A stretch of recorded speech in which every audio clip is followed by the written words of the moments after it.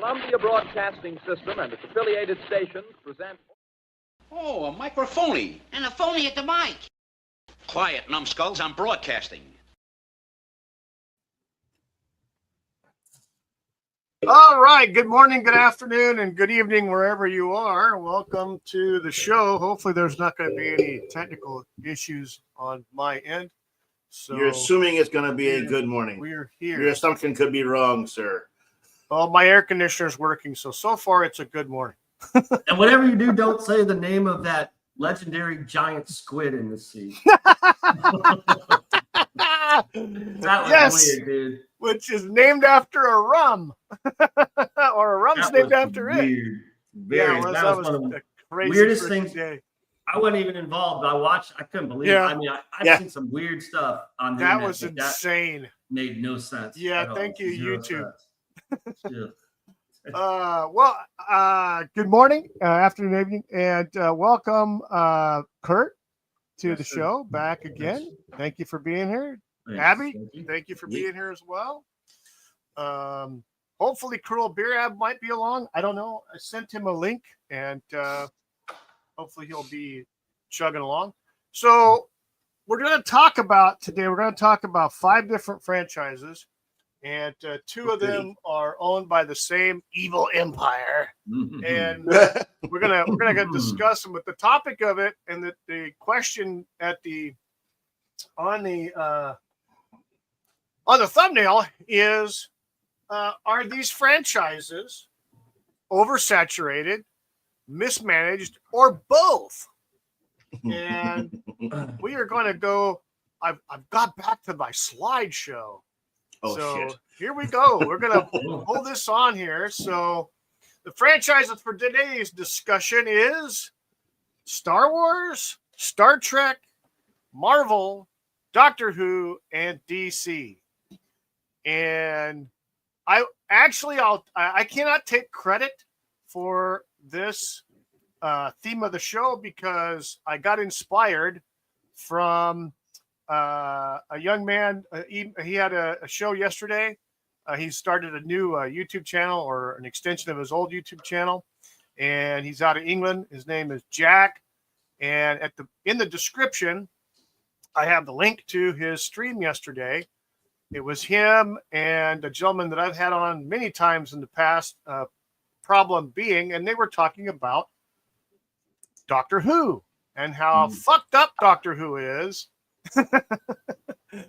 And how bad the fandom has been split in half, and how no one gives a shit, and how BBC doesn't really give a shit, and how just mismanagement, not knowing what to do with it, and everything else. So yeah, Abby, I'm here. He's there. I'm here. I gotta adjust something off camera. He's adjusting. Tinkering with the technology. There you go. So, yes. So let's go with Star Wars. Cool. So, oversaturated, mismanaged, or both? And Kurt, you want to start off with your opinions on this franchise? Yes. Everything in life, as far as I'm aware of, and if anyone can think of an example, speak up. Everything in life, I swear, has a good and a bad, a positive side and negative side. It's like a double-edged sword. Oh, yeah. There are very few. I can't think of anything in life that's like only good. You know what I mean? There's always like a downside. Yep. So with the topic at hand regarding Star Wars and the others, but since we're focused on Star Wars, yes to all. It's oversaturated. 2, they obviously fucked with it, you know, and et cetera, et cetera. However, so playing devil's advocate here. On the good side is there's tons of content. All right. If you're a Star Wars addict junkie, you can fucking watch streams and trailers and movies and read books and, you know, novels and comic books and games and more games and more than tons of video games. There's like almost every, I mean, dude, they saturated like society, you know. Oh, with this franchise, it's everywhere. Food, bed sheets, curtains. I mean, bubble bath. No, think about shoes. I mean, clothing. It's they saturated the shit out of society, out of civilization, our modern civilization. Star Wars has to be, if not the top 5 most recognizable franchise on the planet. Oh, Don't forget the cereals. Don't forget the cereal, the breakfast cereals. They got dude, everything. Okay, so good side, the oversaturation allows not only for a huge variety of things, or diversity, as some would say. I choose variety versus diversity. But you have so much. If you are a fan, man, you will never get bored. You'll never run out of content. Where some things are like, that one movie was great, and okay, well, man, I want more, but there's no sequels, and there's no. It's that, right? Right. Or a book or whatever, TV show. Dude, you will never run out of shit when it comes to Star Wars. Okay, so that's the good side. The bad side is there's too much. Yeah, it's oversaturated. It's insane. Again, it's everywhere. But if you're talking about, let's just talk about being a unprofessional, unpublished writer, artist here. Let's just talk about the story. Okay. I remember it was, it was around the era of, what was that? Late 90s, because it was like they had the original trilogy. The original trilogy. Yeah. Right? Okay. And you remember they did start coming out with books. Remember Splinter in the Mind's Eye and Heir to the Empire? There was novels that was expanding. Yeah, the Knights of the Old Republic. Video games on that. Comic books. Yeah. Dude, again, the story was going everywhere, right? Because that was coming out, I think, in the early 90s, actually. Because early to mid 90s. Because you had the 3 trilogies, and everyone was wanting to know what was happening. What happened? Does Han and Leia get married and have kids? I mean, I'm saying we wanted more, right? And also, if you were a diehard Lucas historian, he said when the original film came out, it was in a newspaper article, I'll never forget. He said there's 9 films originally. He originally wrote 9 films, and the Star Wars trilogy is the middle 3. And so his kids were like, 9 movies, wow, you know what I mean? And then it never really happened. And do you remember in the 80s, it was like, we don't, And then there was this announcement that he's making the prequels. Holy shit. And dude, I was like a kid again. I was like a fucking child. I couldn't fucking believe it. I mean, I was like addicted, like waiting for images to come out in the Star Wars magazine. They had this like Star Wars magazine. And the cover that had Darth Maul's face, I about had a heart attack. I'm like, holy shit, this is bad. Because it was so different from the others. Well, they even were talking about it on, they had it. Well, there was another magazine called Star Log as well. They had it plastered all over everything as well. You were dying. So to me, in the 90s was peak. Because the prequels were coming out. Everyone was hyped up.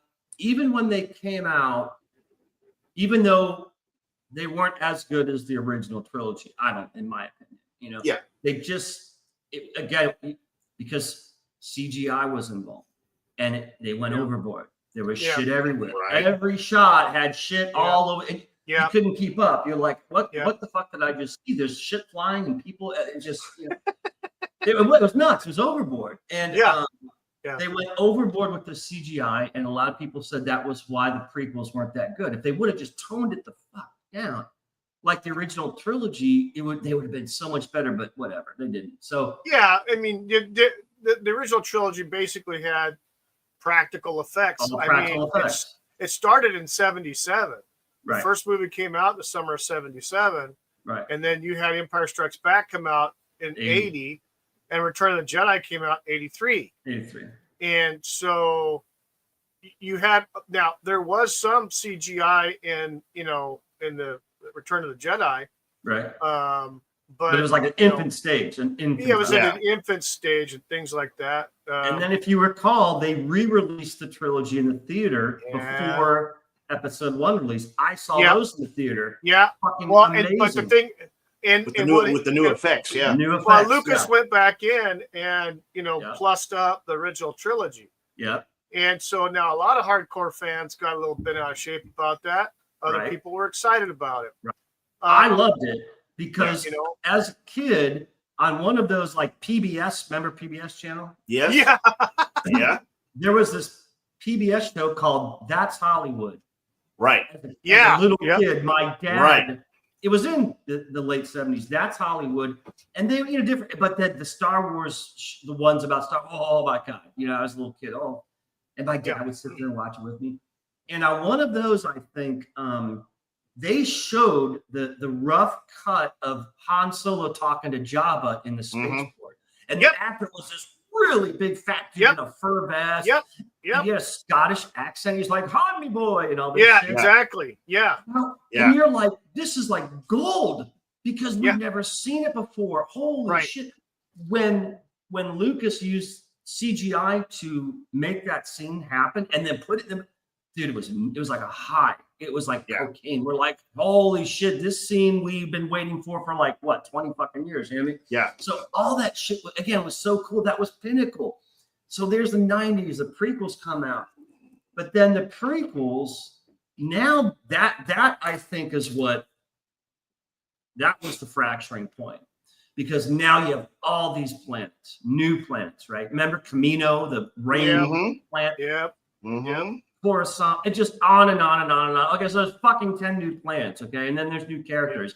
And then they're like, okay, well, we got to, start expanding the story about these 10 planets and these extra characters. So now it's just going like nuts through the 2000s, okay? And more books, more comics, more games, more everything.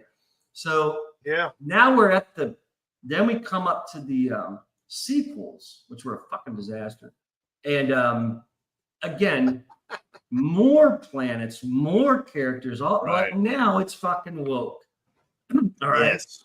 Yeah. So now the fan base is completely split in half, just like politics and every other goddamn thing on the planet right now. Yeah. People are divided. And that sucked. And they had all this now there's even more planets, more characters, more content. And now because Netflix is huge and Disney Channel and cable and the media is all over the place. So then they come out with the Clone Wars cartoon series. And then they come out with this Netflix series and this Netflix. So now you have 9 movies and all these cable shows in addition to video games out the ass and comics and novels and more novels and this and fucking. So it's just, and I remember when my older brother backed out of the whole trying to keep up with Star Wars, he said, I can't keep up. He said, the problem is with the story is you have to like watch everything that they put out because they link it all together. Shit that happened in the Clone Wars cartoon comes out into the movies, and then that comes out into this TV show, and then and then they reference it in this TV show. Yeah. So if the Rebels show, when they had the Rebels, so if you aren't aware of every single show, cartoon, movie, you somewhere along the line you're going to get lost because they all connect, right? That's when my brother bowed out, and that's around the time I bowed out because I said, this is stupid. I said, you would have to have like no life whatsoever and a little bit of extra money to subscribe to all this shit and see all this shit. It's insane, man. Right. So that's the downside is Star Wars went insane. And then with all of these, Disney shows, now The Mandalorian was fucking amazing. Season 1 was good. Was the best. Yeah, was the best. Season 1 was the best. When they got rid of what's her face? Gina Carano. Yeah. That sucked, dude. That hurt. Yeah. I was like, man, she was such a cool character. You know what I mean? Yeah. And she was involved, and she wasn't in just one episode. It was several episodes she was in. I mean, fucking the final episode she was there. That sucked, and that's because of the woke crap that Disney was doing, right?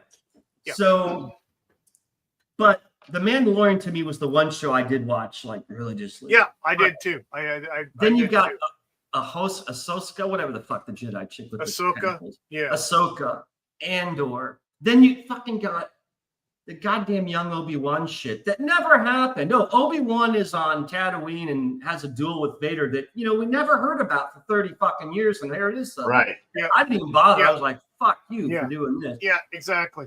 Over and all these shows. And it's just like, you can't keep up. And then they suck. And now we're going to have 10 fucking shows this coming year. Half of them are canceled.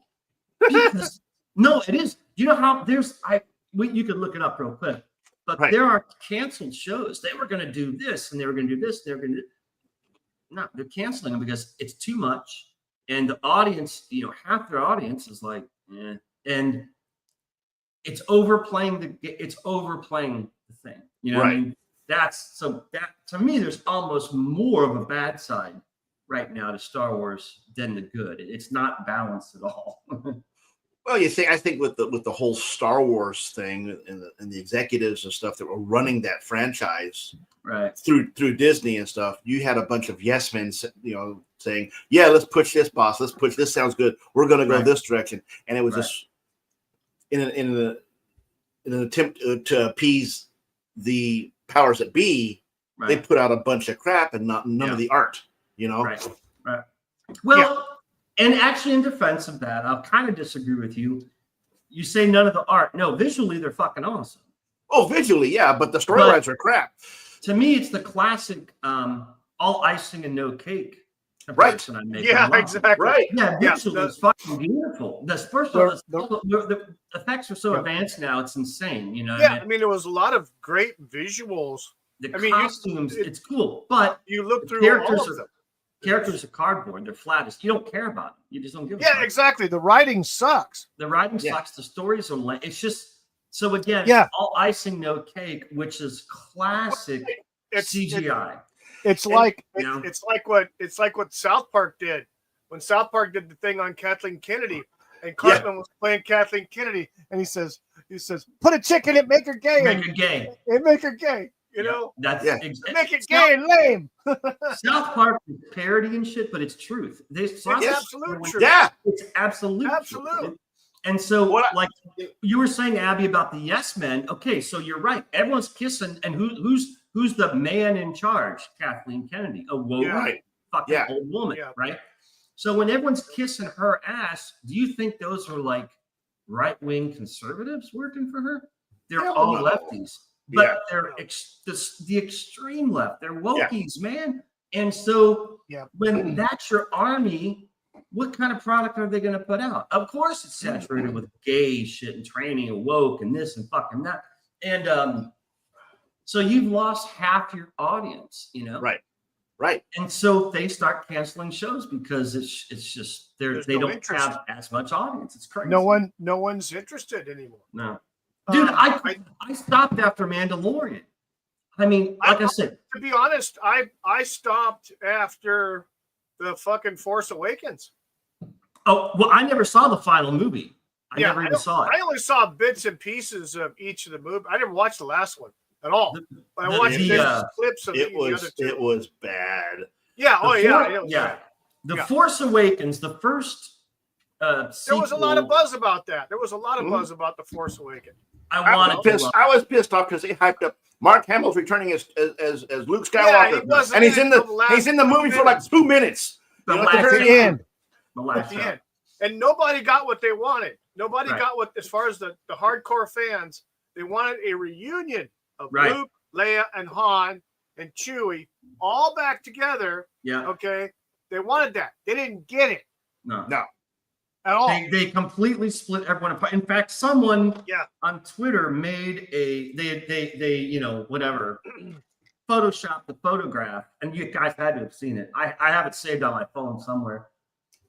The cockpit of the Millennium Falcon, Right. with Han, Luke, Leia, Lando, Chewie, R2, and 3PO all in the cockpit. And it looks real. Like they did whoever the fuck made this drawing did a perfect job, because it looks like all the characters are sitting in the front cockpit and they're all smiling and shit.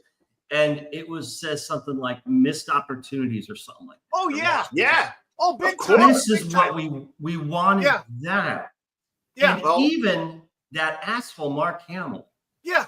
He posted that picture and he said missed opportunity or something like that. Yeah. Yes. Even that asshole with all his woke insanity, even he was regretful, as in, it would have been cool if we got the band back together. You know what I mean? Exactly.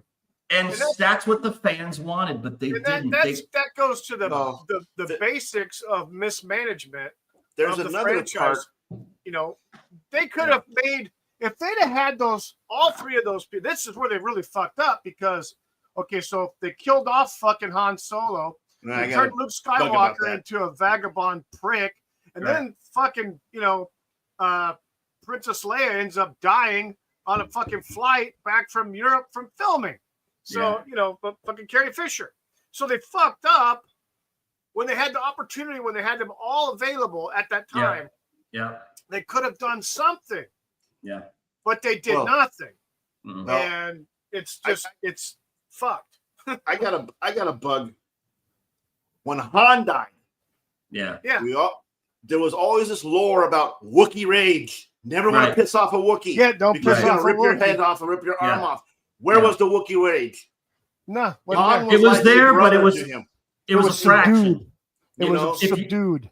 Because Abby, I was, like I said, I'm steeped in lore, and as a kid, I was waiting for that, because I'm like, he's gonna fucking snap and he's gonna fucking destroy this whole place. Arms off of stormtroopers. He snaps and starts blasting, but that's it. It's like the level of severity we didn't get. No, he should have went fucking nuts. It should have been fucking It should have been fucking. He should have wasted chaos. that whole fucking place. Oh, but it was just this little moment of anger, and that was it. And you're like, this is the legendary Wookiee rage we've heard of. Yeah, right. Exactly. But it's because they didn't respect the canon, the lore. No, they didn't give a shit. If they fucking knew about this, they would have had. Chewie would have ripped the fucking shit out of the whole goddamn area. But they didn't. Yep. So you're right, Abby. It sucks. There was no. And from what from what I have learned from over the past few years, is it appears to me that once Disney acquired Lucasfilm, the company Lucasfilm, they pretty much just fucking got rid of everybody. Yeah. Oh yeah. And that includes any writers who were staff writers, things like that. People who knew what the fuck they were doing, they got rid of them. Yeah. Now this has happened across the board in franchises, especially if you look like at fucking the fucking Lord of the Rings. Holy shit! Yeah. They fucking 86'd everybody who was fucking even the freaking resident scholar. Yeah. For Tolkien, they fucking give him the heave ho. Have you watched any of that Rings of Power shit on Netflix? No, I didn't watch any of that shit. That was stupid. Dude, it was nothing but bad reviews on that. Oh my god, yeah, it was bad. Yeah. It was bad. But yeah, I think Star Wars is a franchise that people were hopeful for when Disney bought them, but at the same time, people were skeptical. They were like, I don't know, wait and see kind of what happens here, but they don't trust them. Yeah. And well, we know now what the fuck the story is. Yeah. Well, they didn't give two shits. And not only that, here's the thing. Yeah, okay, so it's oversaturation and or mismanagement, okay? But I think there was one word I didn't put in there. Intentional. Mm-hmm. Yeah. I can tell you my personal opinion about Kathleen Kennedy and Bob Iger and all this bullshit and how they acquired Star Wars. They intentionally focused on fucking this thing up. Yeah. Well, they're executives. They've never came up through the Disney Nobody system. can fucking tell me Right. that they had grand aspirations of making it great. No, they didn't. They wanted to fuck over everything. And I could tell you, George Lucas was in the deal. He was supposed to get 25%, a 25% royalty for use of his characters. They killed off his characters. So what do you think they fucking did? They killed him the fuck off. Yeah. Yeah. So Now the only thing is you guys remember about Harrison Ford, where it was in his contract. He said, I am only coming back for the sequels if you kill me off in the first movie, period. Did you know that? Yeah, I remember there was that. Yeah. Harrison Ford turned into this old dick. He turned into this hateful old man, but like before the sequels came out, and I couldn't believe it. I'm like, what the fuck is wrong with this guy? You know? Yeah. Star Wars made him what he is today, and again, he's shitting on it. And it's like, yes. So exactly. he said that he'd only return as Han Solo as long as they killed him off in the first movie, which they did.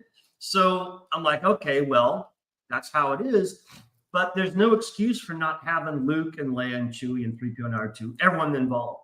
Now imagine if in that first sequel, The Force Awakens, the group reunited. Lando, Han, Luke, Leia, Chewie, R2, 3PO. And they're doing their shit. They're kicking ass through the story.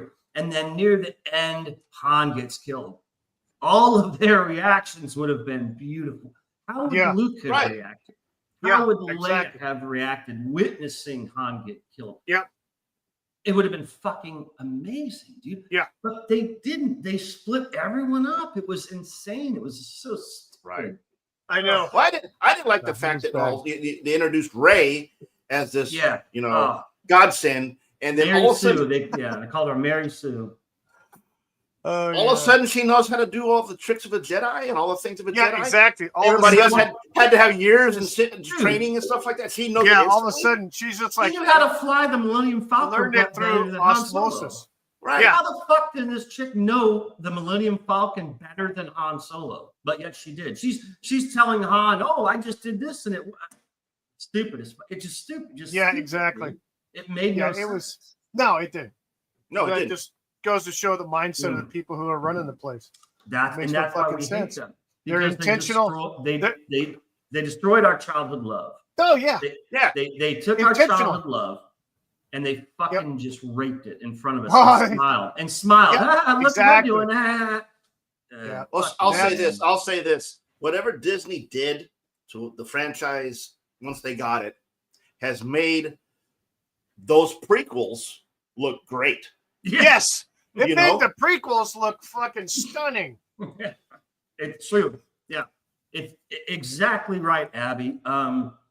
It's funny because, man, I like I said, I was 100% a Hollywood junkie in my teens and 20s and even in my 30s. All the new movies I saw in the theater, opening night or opening day or whatever, or dragging girlfriends, they want to see them. We're going opening night. And I was so into that until about the 2010s when the shit started to change. And I've said, I don't know if I said on this stream before, but I noticed around 2010, 2011, movies were just predictable. It was becoming the icing, no cake. And I'm like, what the fuck is going on in Hollywood? You know what I mean? And then that's when cable shows started to go on the rise, big time. Like everything on cable was fucking amazing, original content. All these series were just fucking awesome. And I said, I'm done with seeing movies in the theater, and I'm done. I was kind of like quietly boycotting Hollywood privately. I said, I'm not seeing movies in the theater. If I see any Hollywood movie, it's going to be on, DVD or streaming or whatever. Right. And then even then, I kind of gave up on it. Yeah. And they've just everything changed. Hollywood changed, and it wasn't just Star Wars, but this was the first glimpse of the woke agenda, movement, politics was in 2010, 2011. Yeah. But it didn't actually surface until Trump became president. Yeah. Then they ripped the fucking mask off and revealed their assholes, pedo fucking sick bastard shit that they were, the crazy leftists. Yeah. Then we saw, holy shit, Hollywood is all Hollywood. Yeah. All of Hollywood's this way. Oh, look, and most of sports is this way. Oh, and half of politics is this way. And this is this way. And the gaming community is this way. And the comic community. Right. Dude, it was just like it was like they lived. We put the fucking glasses on. We're like, holy shit, which is another film that should be awarded for that. Yes. That That's a great movie. fiction, because this is your god, the money, and all that. We basically, Trump exposed the radical left. But I'm when going we to chew saw bubblegum and kick ass, and I'm out of bubblegum. Yeah. But when we saw it, they saturated everything. Dude, football. What is more masculine than football? These fuckers are wearing pink socks and shit on the field. You're like, what the fuck is going on here? You know what I mean? And it's just like it's all over. It's all over major sports. It's all over the place. And the only major sport that I think they've gotten pushback from was hockey, because the players are all screw you. We're not doing that. Exactly. And that's funny, because they say, at the risk of sounding racist here, which I don't want to sound racist, but I don't give a fuck. They say it's the last white man sport. The two last white man sports is NASCAR and hockey, because it's mostly kind of a redneckish thing. It's like a tough guy white boy thing. You know what I mean? It really is. It's like, and those were. At least hockey. I thought NASCAR was kind of cool, but didn't they kind of give in to that shit? Didn't NASCAR give in? Yeah. So, but hockey, those motherfuckers, they just don't give a fuck. They're like, this is hockey. This is our sport. We don't give a fuck about this other shit. So, God bless hockey. But you're right, Abby. But dude, it's everywhere. So they saturated everything. Thanks to Trump, he exposed them, and it changed everything forever. It's never going back. Yeah. Because now we know, and so everything now it's easy to tag. When you look at fucking Raiders of the Lost Ark, what was the movie with the fucking chick running around with him? That was the last one. Wasn't it? Was it the last one they just did? I think the Dial of Dildos or some shit like that. And the chick, it's like some English chick or something is running around with them, and she's like in charge. God, I didn't even see it, but I'm just like, this is a fucking nightmare. It's like this chick is like educating an 80-year-old Indiana Jones on social justice issues. What the fuck? It was exactly insane. Exactly. So it saturated everything. Yeah. Now that we know, half the people are saying, fuck this. We're not doing this. And I started that 15 years ago in 2010, Yep. Well, let's transition over to Star Trek. So we know the Star Wars has pretty much been intentionally fucked. Yeah. And it's pretty much both oversaturated and mismanaged. So Star Trek, another beloved American franchise. Yeah. I remember when the Next Generation came out in '87, and it went damn near 10 years. I think they ended in 95 or 96. They transitioned over to Deep Space Nine. I think Deep Space Nine came into being at the last season, I think, of Star Next Generation, and Roddenberry was still alive when Next Generation came out. Obviously, he was still in charge, but he wasn't in the best of health at that time either, and subsequently passed away a few years after they started. But TNG, Star Trek, it's 3 years in the 60s, which spawned the cartoon series, which was cool because I remember watching that as a kid.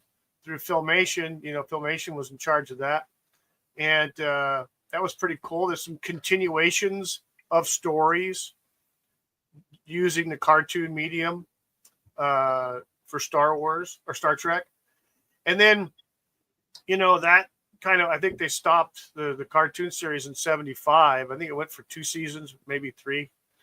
Maybe it was 72 to 75. And then, we got the movie in 78. Yeah. The motion picture. The motion picture, which,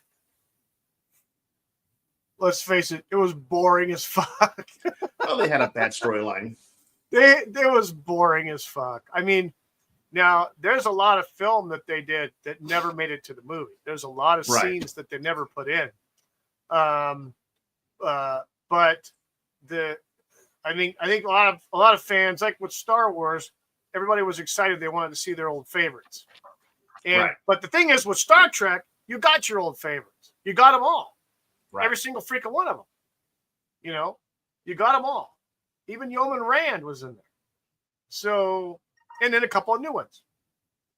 So you had that with Star Trek. And then, they came out again, I think in 81 or 82 with The Wrath of Khan, which was probably the best one that they did. Right. In the, with the original cast. That one. That was a great one. A lot of people were kind of concerned about the uniform change, but then we got the movies, all the way up to Star Trek VI, The Undiscovered Country, which I think was a very good movie. It was, I think, a fitting ending movie for that, for that crew and that time.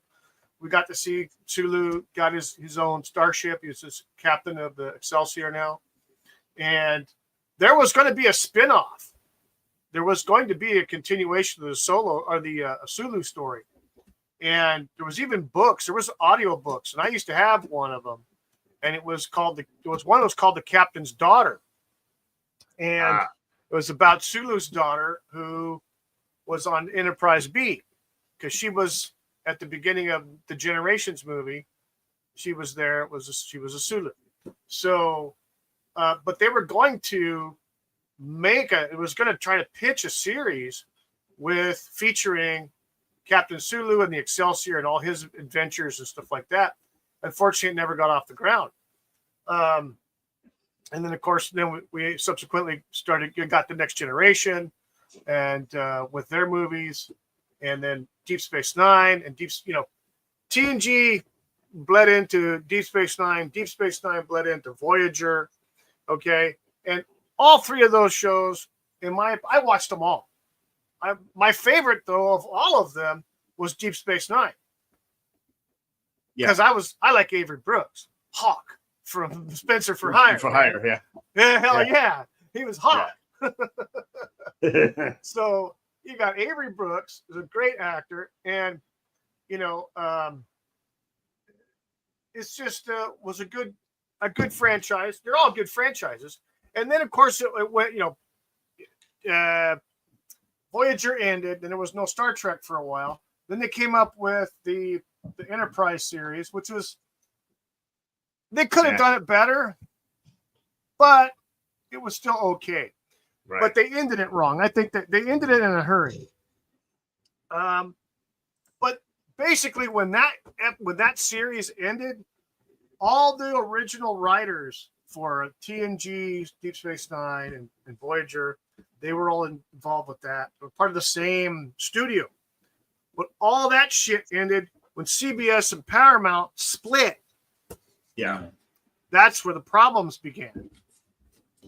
With Star Trek, they split the corporation. One of them had rights to something else, and the other one had rights to something else over here. So they split the frickin' series. And what you ended up getting was Discovery. Yeah. And Star Trek Discovery, me no likey. No, it wasn't that great. But you got a lot of the woke stuff. Yeah. It's not like they built into it. They have from the jump, it was like woke. Yeah. Uh-oh. Am I? You're on. I can't hear anybody. You can't hear anybody? There we go. I hear you. Maybe not. I don't know. You hear You anybody? Am I having... I don't know if Again. you hear me. Yeah, Not now I'm having again. freaking headphone issues again.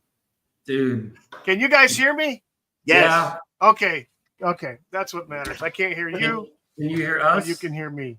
Okay. So let me go over here real quick. Damn Okay. StreamYards. That sucks, dude. Yeah. Okay. Time to do the smoke test is signals. fine. Yeah. We need to learn Okay, sign I'm language. gonna duck out real quick and come back in because it worked All right. before. So All right. I'll be back. Yeah, dude. Because were you having issues getting onto the show? Yeah. Right? I would. This happened a couple weeks ago too. So it's been an ongoing thing where I would get into StreamYards, and then it wouldn't connect once I hit enter studio. Yeah. And it would just kick me off and knock out my Wi-Fi. I'd have to reset the whole router and everything. Yeah. Which is All right. Here we go. Welcome back. Can you hear me now? Oh yeah. Yeah. You good? Everything's fine now. Yeah. I just had to go back out of it and come back in. That's ridiculous. I thought everybody went silent because they were getting disgusted with my ranting. No. Well, Bunny's not here today. I know, right? So anyway, once the split happened with Paramount and CBS, we ended up getting. That's why we got Discovery, and that's why we have everything else. That's Star Trek, Below Decks, all that shit. The Lower Decks, Discovery. I haven't watched any of the Strange New World stuff, but and then of course we've got the movies. The movies with Chris Pine and stuff, from Jar Jar Abrams. Oh God. Which, I'm not a big fan of those either. Yeah. The first one I kind of liked. The others, no, because it seemed to me that they were playing off the old films, not creating anything kind of new. They would tweak it to a modern kind of slant, but it just didn't come off as original. And I don't know if because they didn't have the writers from the old series and stuff doing it. Could be. Yeah. But I wasn't a fan of the Abrams stuff in general. There was some moments which I was kind of was nice, but outside of as a whole, no. Especially when they changed the fucking Klingons. Yeah. They changed the Klingons. And it's just fucking was just stupid. I did like the scene where Chris Pine discovers old Spock. Oh yes, yeah, Nimoy, yeah, yep. And then they find Scotty. They're all marooned on that planet, and I think Simon Pegg as Scotty was a good choice. He did a good job. Even though it was kind of like watching, the blonde James Bond, you have blonde Scotty. Yeah. And he had to get used to that. But I think he portrayed the character well. Right. I think he did. And the guy that played the Doctor too. Yes. Played Bones. Oh God, Bones. Yeah. He was good. Damn it, but Keith Urban. Yeah, Keith Urban. Bones is my favorite character. Everyone loves Spock. And Kirk was, Kirk.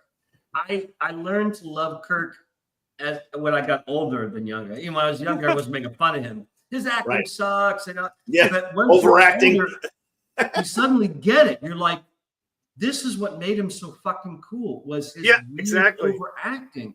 His overacting. He was such a womanizer, dude. He's banging all the different. Oh God, it's a gigolo and a half. Dude, it's like he's fucking cool. And then William Shatner himself, as a person. Oh yeah. Do you know he's like? I have to look it up. I know he's in his 80s. I think he's 90. I think he's in his 90s now. I thought he was 90. And do you know he's still acting on these TV shows? On that mystery show? What's it called? Unexplained. Unexplained. Yeah. fucking dude's 90. He's in a black leather jacket on a bar stool talking just as well as he did when he was 40. He's not like out of it and slurring like when you get old. I would say the best show I ever saw him in when he was a main character was that sitcom, The Shit My Father Says. That was a funny ass freaking show. I think it only lasted a season, but it was great. He is a person, and he kind of doesn't deal with this Hollywood shit. Did you follow it? Do you follow him on Twitter? I do follow him on Twitter. Yeah, he's good. I wouldn't say he's not MAGA, but he's definitely not a lefty woke. I mean, he kind of goes his own way, and he will call shit out big time. Yeah. You know what I mean? So I think he's fucking cool. I think he's a cool dude. I just can't believe he's 90. It's insane. Exactly. Another tidbit about Shatner is he's also a horse trainer and a horse breeder. Yes. Wow. Yeah. He does all that stuff too. That's on top cool. of the acting. He's one of those 1 in a billion people, I think, who's just amazing. They just don't. Very rare, very unique person. And maybe they are blessed with long lives because it's like there's others I think of, like, when you think of like Paul McCartney, like the Rolling Stones, these fuckers are like zombie corpses. I mean, I really think they sold their soul to the devil, and they are like, Well, it's like Mick, when they go on tour, Mick has a tour bus just with all his exercise equipment because the man works out every day. It's crazy. He's nuts. Yeah. They're in their 80s. That's great. Dude, they're in their 80s, and they're rock and roll stars on live stage with chicks screaming at them. And they're in their fucking 80s. And it's not like they're standing there. Mick Jagger's running around and bouncing. And it's just like they had to have sold their soul. That's only the explanation. Robin Williams does a bit about Keith Richards about going. He goes to Europe, and he has his blood completely changed out. He has it like a balloon. He flushes, and he makes it funny. He goes, we're gonna have a nuclear war, nuclear holocaust. Is gonna be, 5 cockroaches and Keith Richards. Exactly. I honestly, I am in awe of why they're not dead. Not one of them. No heart attacks. No drug. No, just the they're drummer still died fucking a few years jamming on ago. stage. What's that? The drummer died a few years ago. Yeah, but like Keith and Mick Jagger and even the other dude, right? The other Ronnie Wood's still alive, I think. Dude, these guys are old fucking men. I mean, they're not like 65 old. They're like 80. Fucking 85 old. And they're 90. They're rock and roll stars on live stage all over the world. Yeah. It's almost like not, I don't believe it. Like, it's illogical. Like, there's no way this is really happening, but it is. It's crazy. So anyways, but Shatner's one of those kind of guys. I think Shatner's really fucking cool. Yeah, Shatner's cool. He is cool. And the thing about, everybody knows who Shatner is. Yeah. And, they know he was Captain Kirk. They know he was T.J. Hooker. Right. They've seen the movies. But a lot of people don't know who the fuck all these other people are, though, as far as like the new stuff that CBS and Paramount have been churning out. They don't know those actors and shit. The coolest of Shatner, this will tell you, he did a Saturday Night Live bit. Star Trek convention. Trek convention, and he's making fun of them. And, and it's just poking fun at the whole thing, and it was hilarious. I love that. He's like, oh, many of you have come from thousands of miles away.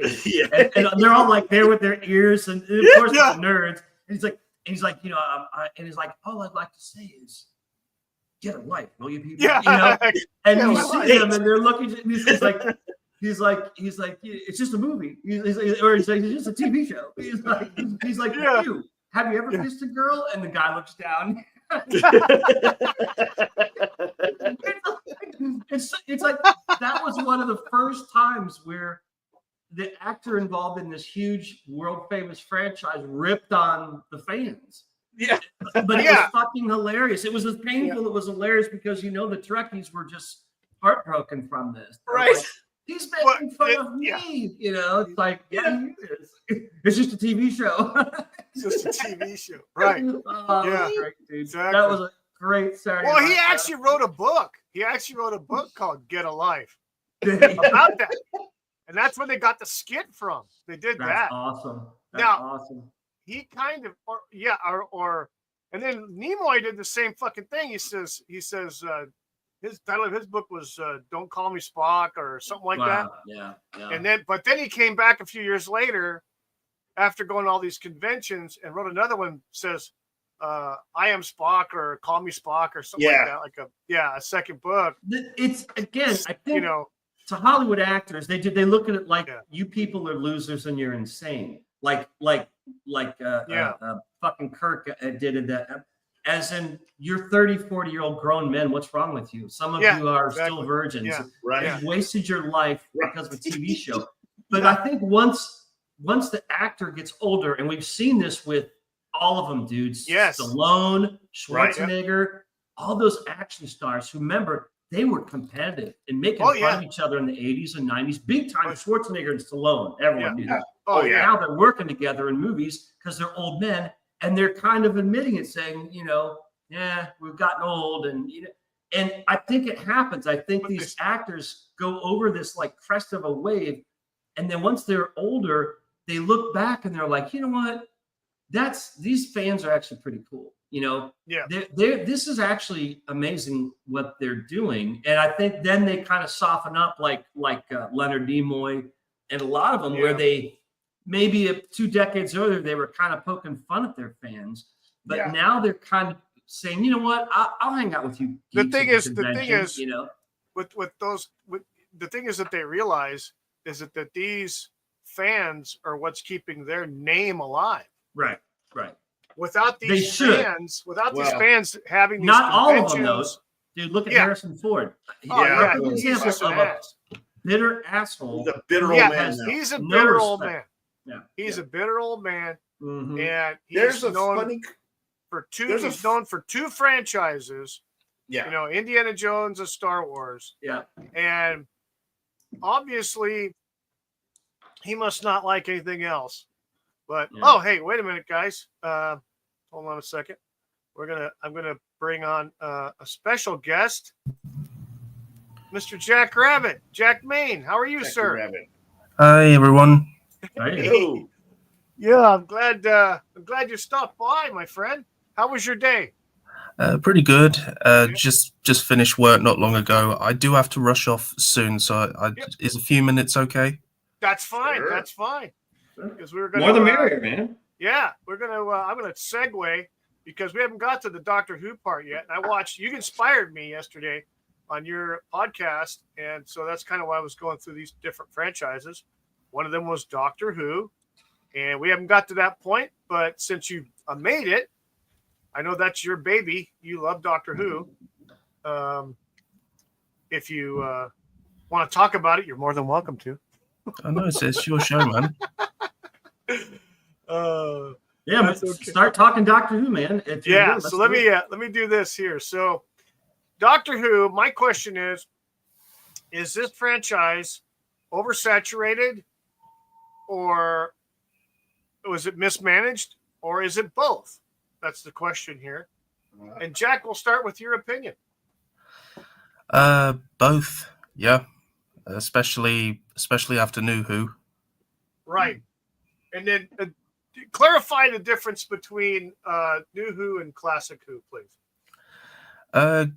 Classic Doctor Who was an imaginative, very ahead of its time, creative science fiction family adventure show that was let down by budget, but in terms of imagination, it I believe it pioneered everything that you see in Hollywood that came later, like Terminator. Doctor Who did it first. I'm certain that John Carpenter's The Thing was inspired by Seeds of Doom. Watch them back to back. Yeah. And New Who is a camp, silly, colourful, saturated, dulled down,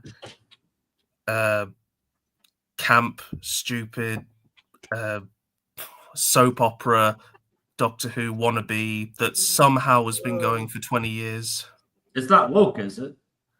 Yeah, a bit of that sprinkled in as well. No, Yeah. come on. Yeah, the new Who, yeah. At least I'm being since facetious. in the last probably since the last 8 years or so. Yeah, everything has, man. It sucks. Yeah. So New Who was Classic Who went from 1963 to what, 96? Is that correct, or 89? Well, it was 89, but then America wanted to kind of take it on, so they did a Canadian-made TV film with the Eighth Doctor, Paul McGann. Yep. And it gets a lot of hate, which I kind of understand, but I personally have always liked it. I just think if an American is to take on the show, which I personally have no problem with, it would be great if he was an Anglophile and understood, you know, the Britishness of Doctor Right. Who. It's like if you want to bring that American, you know, sort of sci-fi action, I've got no problem with that, but I think you need to keep the Britishness of it, otherwise you risk losing the identity. I do think that happened a little bit with the TV movie, but I like it as its own thing. And then so the official classic series was 63 to 89. Okay. And then the New Who started in 05. Yeah, which is where I came in when I saw Dalek for the first time. Yeah. Yeah. Yeah, I remember when it exploded here. It was actually, I got to see it on the Sci-Fi channel here in the United States. They started broadcasting it. So I got to see the first season of the New Who with Exelson and everything. And then of course Tenet, and then United States, because it was such a hot item, they created BBC America. Had to get their greasy fingers on it. Yeah, BBC America was created for, in my opinion, for Doctor Who, and of course some other shows that were imported from Britain as well. Downton Abbey. Yeah, well, yeah, I mean, just a lot of other stuff. I think it was Ripper Street was one of them. We used to watch that all the time. That was a great freaking show, a period piece. Yeah, so that was a great show. But I in my description down below, I've referenced. I have your link for that particular podcast yesterday that you did with Problem Beings. So. Thanks. I appreciate the support. Oh, no problem at all. Like I said, you kind of inspired me yesterday, and I'm like, you know what? There's a lot of stuff we could talk about, different franchises that are pretty much following in the same footsteps of each other. It's weird, you know, when you were talking about Doctor Who and all the, you know, basically these people don't know what the hell to do with it. No, they don't. You know, they kind of they got their paws on it simply by happenstance of knowing somebody that knows somebody, and you know, got themselves into a position of influence and ended up just, you know, sabotaging it over time. They didn't care to study the history of it either. Yeah, exactly. That's part of it too. Right. Again, there's no respect for the history, the canon. It sucks. It's same thing we saw with Star Wars, you know? Yeah. Oh yeah. Yeah. Right. Pretty much every major franchise that's had some profitability or has a longevity that's known for decades. I mean, Doctor Who is one of them. It's internationally renowned for its, you know, actors, acting, writing, things like that. The stories were great, all of them, up until you get into the current era. You know, and I'm sure there's differing opinions on what was good during New Who and what's not, but you know, it is what it is. Yeah. Oh yes. What do you think is going to happen, Jack, with Doctor Who? Are they going to shelve it? Are they going to continue to defile the corpse? Well, I personally want them to shelve it, but I have a horrible feeling that the egos of these people are not going to let that happen, because they don't want to admit that they failed. They don't want to admit that they were never right for it to begin with, you know. Mm-hmm. So I hope that it will be shelved, and I hope, you know, it will come back one day. I mean, I've got some ideas, but I doubt they'll go anywhere because I'm working class and the BBC hates working class. But Yeah, my country's horrible. So Yeah. you guys are all happy and get on over there. It's like, trust me, you have no idea. But Depends on what state you live in. I hope it gets shelved, but unfortunately, I just have this horrible feeling they'll find some way to keep it theirs. Whether it's through Big Finish or whether it's through other forms of media, like cringeworthy comics or whatever they decide to do. But I just think, for me, Doctor Who is Classic Who only now. That's where I've been pushed, which is weird considering I came in during New Who. Mm-hmm. Yeah. But it just goes to show you like how much this guy. I mean, this Russell T Davies actually did tell me to F off. I can see kind of what I got my that. fame from, being the guy who he told to F off. He's been horrible to a lot of people on Instagram, but so I just can't stand the guy. I don't think he was ever right for Doctor Who. It's nothing to do with his sexuality, because there are gay people out there who are actually cool. He's not one of them. Yeah. Yeah, I hear you. All he can ever talk about is his sexuality, and he's just a loser. I don't think, he should be anywhere near science fiction, in my opinion. But I just think there's been some irreparable damage done, and I think classic Doctor Who, when it went away, many people remembered it as that cool show. And now that New Who's going away, I just worry that a lot of people will only remember it as that gay show. They threw a lot of identity politics in, which was like crazy.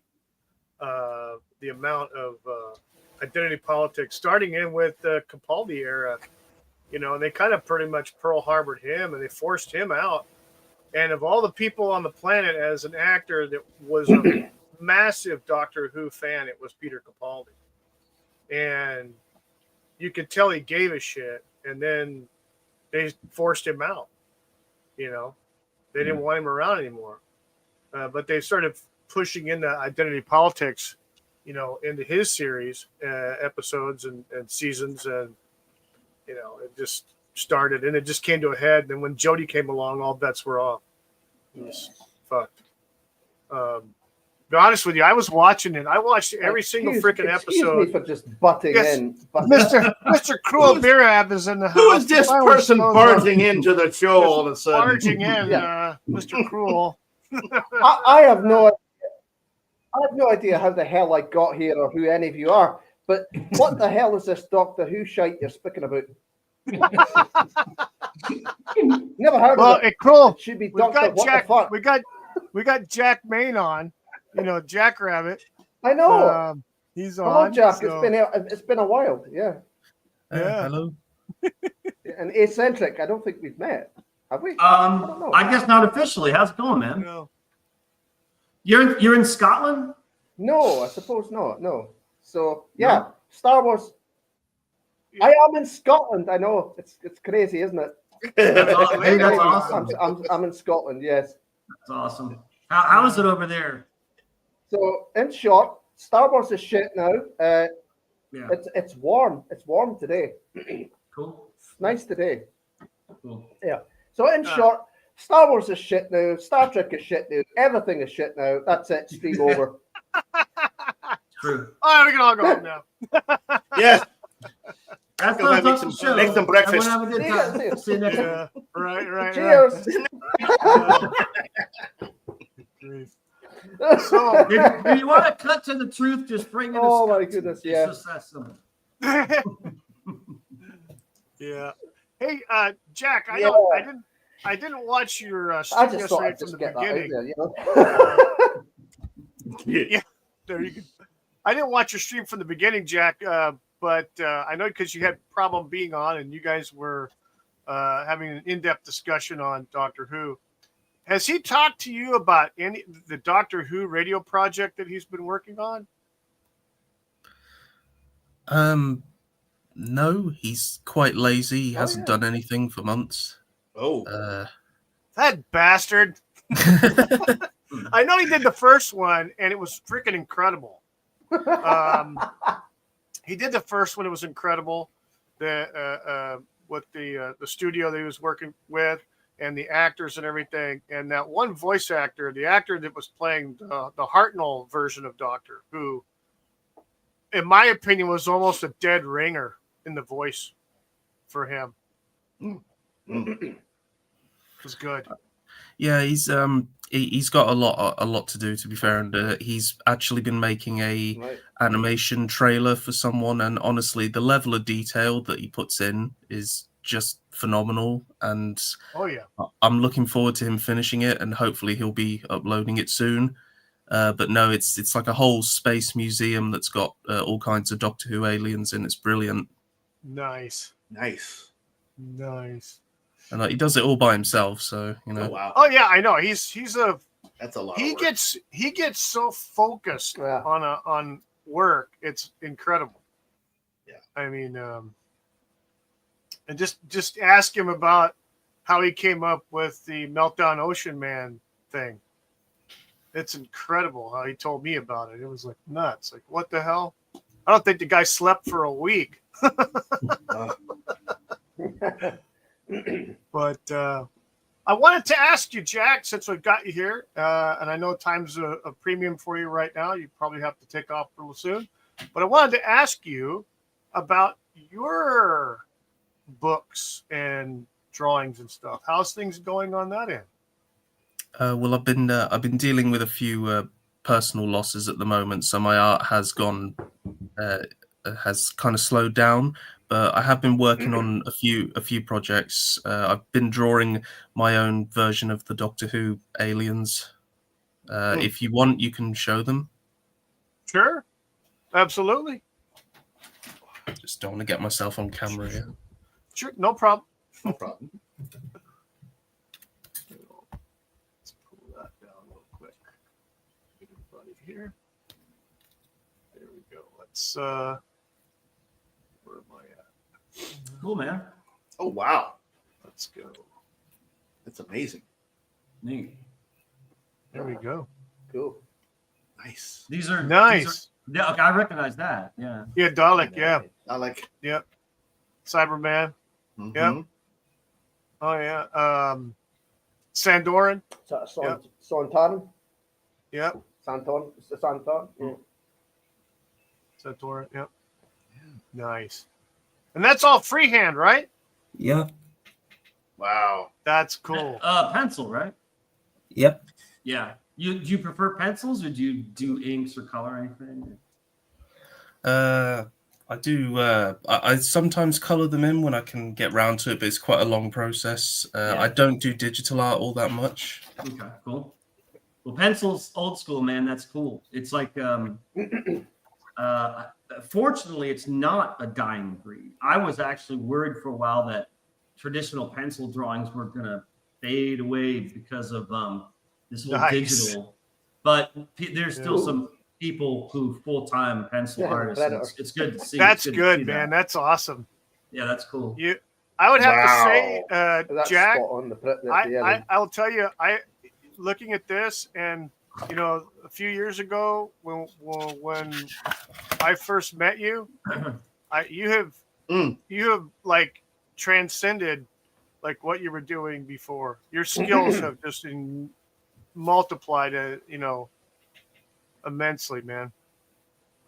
Teenage Awesome. Mutant Ninja Turtle. Turtle there. Yeah. That's nice. It's got an alien thing.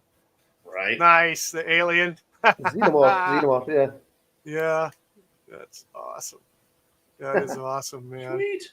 Yeah, that's awesome. That's awesome, man. I like it. You do some. You're talented, man. You are talented. So I've just been working on those as like a collab idea, which I'm amazed I'm hasn't sorry, been done. I'm just. Yeah. But Yeah, I'm just sorry. I'm just trying to imagine what it would be like for a facehugger to impregnate a Ninja Turtle now. that would be cool. That would be interesting. Would it be a ninja xenomorph? Yeah, there we go. Be a very tough shell. Yes. Oh, yeah. Very tough. Ninja Very xenomorph. tough. Yeah. Awesome. That is awesome, man. Well, Mate. yeah, I know that good old problem being he gets focused and he's he goes into his own little world. So gotta love it. I wish I could get him to come back on. Getting a hold of him is like trying to get a hold of keeps busy, a doesn't ghost. Well, I can let him know. I can let him know for you. Please do. I mean, ever since he's got booted off of Twitter, it's been hard to pin him down. I know he's on Instagram, but like him responding is like hit or miss. So Right. but I'd love to have him on sometime. Yeah, I'll pass it on to him. Yeah. He just he's I'm just not on feeling lots Instagram, better to be off but Twitter, I to did be follow honest. him on Twitter. I bet he is feeling a lot better because he was getting like the wrath of hell all the time over there. Right. Yeah. It was nuts. You need seeing some to of those take stuff. breaks from Twitter. That's why we're there. Yeah. Even if you're not banned, even if you're not forced to take breaks from Twitter, you should just give it a rest for a day or two. It's like detoxing. I swear to God. Yeah. It really can. I can like almost physically feel it start to seep into your fucking body and brain. And you're like, it rots your brain. I just don't touch it for like a day or two. I'm like, yeah. Well, crazy. That's crazy. Well, as shocking as this may sound, I came onto Twitter after The Last Jedi, and that was fun. So I've been on there for a wee while, and now that I don't really follow a lot of the Star Wars news, I don't follow a lot of the Star Wars news or the product that much now. It's more fun. I will say it's more fun. Yeah. I hear you. Okay, where did we leave off? Let's go back to lovely franchise here. Oh God, no. Good old Marvel. How well that has been bastardized. Well, that. Yeah. Yeah. I don't even watch it. Well, I'll tell you what. They started out. I don't watch anything anymore. How can you? I'm with you. Listen, the last Marvel movie I saw was Iron Man 2. That was it. I don't know what the fuck's going on after that. I don't even pay attention to this shit. The last Marvel movie I saw was I saw Avengers Infinity War. That's the last one I saw. Mm-hmm. Yeah. Endgame. That's the last one. Yeah. I watched the last ones I watched was Endgame and War, the I one think just the before Black Endgame. Panther movie, and that was it. The Tobey Maguire Spider-Man trilogy is the best. Yes, it is. He's my Spider-Man. I did not see. Yep, absolutely. Yeah, Tobey Maguire. Yep. Toby. And the only truly good MCU film is the original Iron Man. The first one, yes. Man, it really was good. It's just such a good movie. Personally loved Blade. That was good. Blade was good. Snipes was good. I was waiting to say. Awesome movie. Blade. The first one. I think they were better before they tried to do a cinematic universe. Yes. The Hulk film. I know it gets a lot of hate, but I quite like the first Ghost Rider film. Yes, but I Nick did. Cage. Yeah.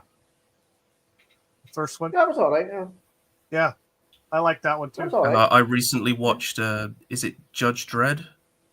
With Stallone. Yeah. As in the 80s? The first one?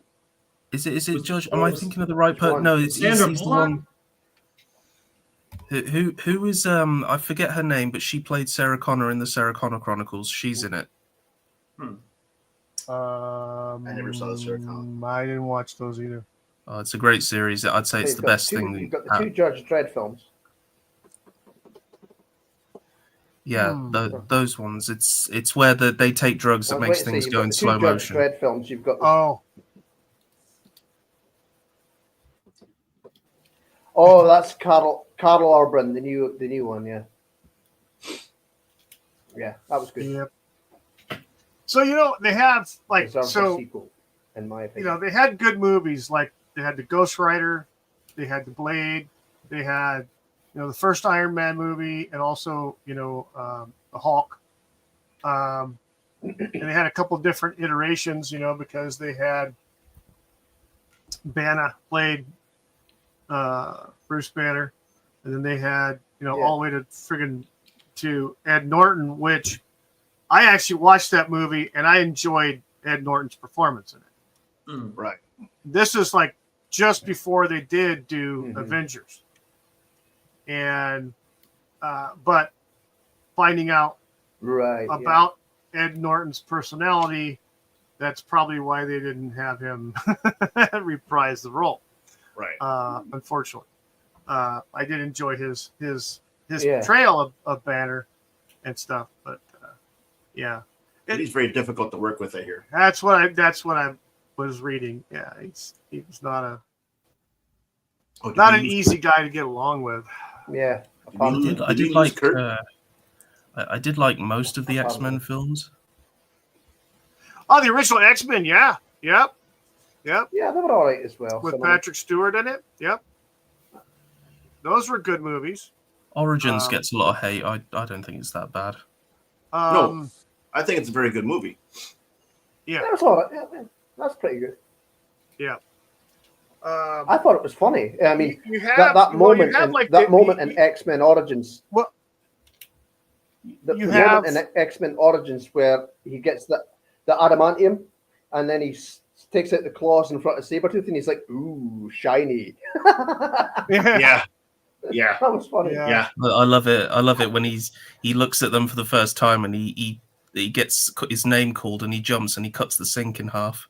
And he walks into the kitchen. He goes, "I swear to God, I'm going to pay for this." Right. See, and now you've got the difference with that, and then what's going on now with their, again, they're being oversaturated because Disney is now in charge, and they're just really just beating the hell out of this horse now. TV series and stuff like that. And I watched the, Vision and Wanda show up until about halfway through, and then I'm like, this is complete shit. Yeah. What the hell is this? Oh, did you hear that Julian McMahon passed away?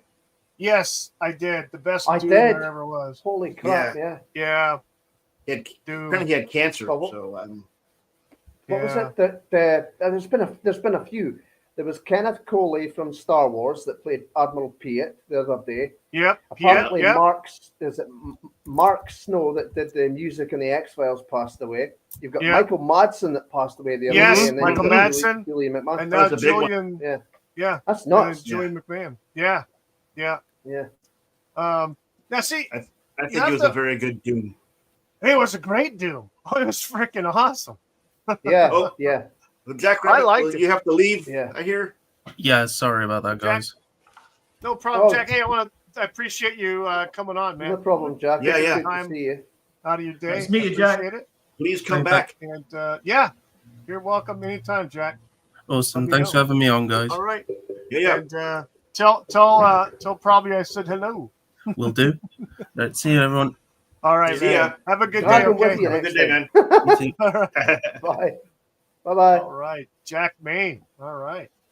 Yeah, he's a aspiring artist and storyteller. So is he in Scotland too, or London? no, he's in England. England. Okay. Yeah, he's in England. Yeah. Yeah. He's A little bit more of representation there from the UK. he's a young man. He's like in his early 20s, I think. Oh wow. Oh wow. Yeah. Something like that. Yeah. So he's doing. Yeah, he says he became whatever his introduction into was the new. Not, yeah, so the new he had Who. to go back and research all Yeah. that stuff. Yeah. And Well, the first Doctor who I saw was Peter Davidson, and I've seen the actual first Doctor Who. the first Doctor Who I actually saw was the TV movie in '96, and that's what kind of got me kind of into it a little bit. I'd seen a couple episodes of the Tom Baker era and Sylvester McCoy, so I kind of knew about those guys. And then to see Sylvester McCoy in the TV movie, and then McGann became the Doctor, and so which was kind of cool. And then that kind of got me inspired, and I started becoming more interested in Doctor Who and doing research. I had, and then when the new Who came out, I was like all friggin', all hyped, back in 2005. And like I said before, it came out on the Sci-Fi network, the Sci-Fi channel, which the Sci-Fi channel back in the day was freaking awesome. It really was. They had some original shows on there that I watched religiously. They were, original material for them. What was the one where they reviewed the movies, the robot and the guy? Fucking Mystery Science Theater 3000 was from Cartoon Network in the 90s. Cartoon Network was. I think we need to do a show based on that. No. Wait, no, not Cartoon Network. Comedy Central. Comedy Central in the 90s. Yeah. Oh God. The 90s was great for cable. Oh fuck, the 90s. Didn't the Sci-Fi Network also do Farscape? The Henson thing? Yes. Henson Sci-Fi? Oh. Yes. They had Farscape. The Sci-Fi Network had Farscape. Yep. They had a show. I've not seen. Speaking of science fiction, I see if I can grab this without knocking everything over. Yeah, they had the Henson Farscape series, which was a great series. Oh yeah, Babylon 5. There Babylon you go. 5. Nice. Yeah. I got the box set. Nice. Remember that cool animated adult cartoon called Eon Flux? Yeah, I remember that. Yeah. What was that on? What station was that on? That wasn't that MTV? I think it was that MTV? Yeah. Dude, I think in it the was 90s, MTV. I was watching everything. Cable was nuts in the 90s. It was all the shows were so good, dude, and there was so much to choose from. Yeah. And then what happened? And then all of a sudden, 10 years later, all starts going to shit. Wokeness happened. Yes. Yeah. Wokeness. Papa Cotton in the chat says Hey, Cotton. the funny thing to watch everyone praising the old Fantastic Four movies because the guy that played the of Dr. Doom died. Bro, that movie sucked. Tell us how you really feel, brother. Yes. Yes. I liked them. I thought they were all right. I thought they were good. I will better than the shit they put out afterwards. I will admit to this, and I enjoyed thoroughly watching Jessica Alba's ass and tits. Yes. That was nice. Jessica, I can't imagine what was wrong with watching that. Yeah. Yes, I had no problem watching that. Not a damn thing, Cruel. Not a damn thing. Has she done anything lately? That's out of the Mummy. Yeah. She hasn't been in anything lately. I don't think so. God, she was hot when she that. What was that? The black and white film, Sin City. Sin City. Dude. Oh yeah. Oh yeah. God, she was badass in that movie. And I mean, she was kind of everywhere for a while, and then all of a sudden she was. She kind of slowed down, and then she got involved. She I don't know if she developed it or organized it, but she was involved with a company, detergents and soaps and stuff like that, and cleaners. For I forget the name of it, but I know she was heavily into that, promoting it, stuff like that. And it was, I think she still is doing it. It's like the Amway thing. It's not Amway. No, it's a commercial. It's retail. It was in retail stuff, and I just can't remember off the top of my head the name of it. I don't know if it was. I don't know if it was called Honest. I think it might have been Honest. They did a portfolio of cleaners and soaps and different things like that. Also, environmental stuff. And I think there's also some baby products as well, like wipes and So it sounds like she kind of got out of Hollywood. She probably did. She probably just said, "Yeah, that's one of those smart." Because most women like that, they're in for life. because they Yeah. sold their soul, so to speak, and they are the hoes of Hollywood. And man, they're the ones at 60 who are getting plastic surgery and they look like fucking monsters and they're still It's horrible to see. Yeah, I know. Have you seen Debbie Moore? Have you seen Yeah. Have you seen the pictures of Kate Beckinsale floating about? Yes, I was just about to say, dude, that's horrible. Yeah. Oh, what happened to her? I had to like look twice skeleton. because I was like, "Who the fuck is Did that?" she get Frankenstein now?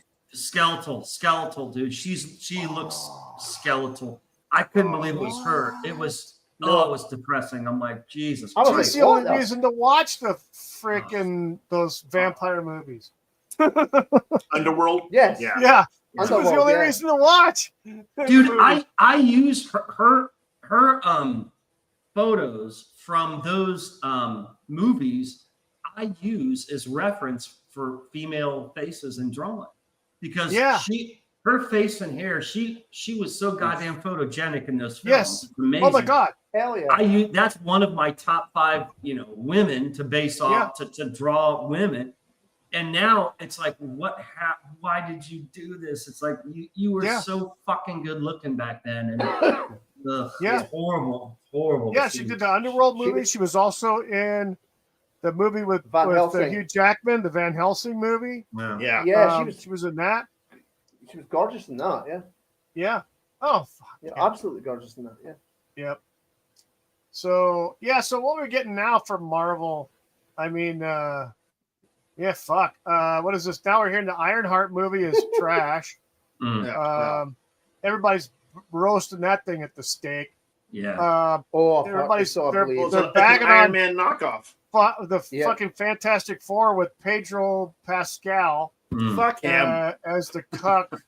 But you know what? From what I'm seeing, again, that looks very divided. Like a lot of people are saying, give it a chance. It actually looks really fucking good. And other people are like, no fucking way. So well, Kurt, I don't know if you heard that they're going to reboot Indiana Jones. Disney is with all new cast, and they're going to have Pedro play Indiana Jones. That's so stupid. Fuck. So stupid, dude. Yeah. Well, that's a definitive. It's definitely going to be him, isn't it? Because he has to be in everything. Especially with Disney involved. He's like their go-to guy now. Oh, God. I would say that as far as Marvel is concerned, I think in recent history, I'd say all the movies and things that came out after, anything that came after, with few exceptions, anything that came after Endgame, you could track the demise of it's just going down. Yeah. Of Marvel. I think fan interest, merch. I mean, I'm going to use this is a reference that we can all look at, and I actually saw it firsthand when the second Black Panther movie came out, The Rise of Wakanda. Okay. Oh yeah. That was heavily marketed with merch. So you had action figures, you had board games, you had even Lego was involved with. They have contract for Marvel. Okay, they have licensing rights for Marvel, for Star Wars, for a whole bunch of different ones. Well, Wakanda Forever, that movie, obviously they came out with some things for that movie. The merchandise that they did have, one of the establishments that I go to every week to service as my job in retail, the product wasn't selling. And then when it did sell, it had to be deeply discounted. Oh yeah. They actually had an end cap with what was left, which was most of it, the leftovers, which was like 100% of it, or 75% of it, of action figures and play sets for the Eternals, Wakanda Forever, and I forget the other movie that didn't do well, Marvel movie. But they had all those at deep discounts, and they couldn't do anything with them. Now, as far as the establishment's concerned, they couldn't fucking. What are we gonna do with them? We can't keep them in the set. We got to put the stuff on in the main set because we got to get the sellers in there. So they kick them out to a clearance end cap or a clearance aisle. Mark them 75% off, and they were still having a hard time moving the product.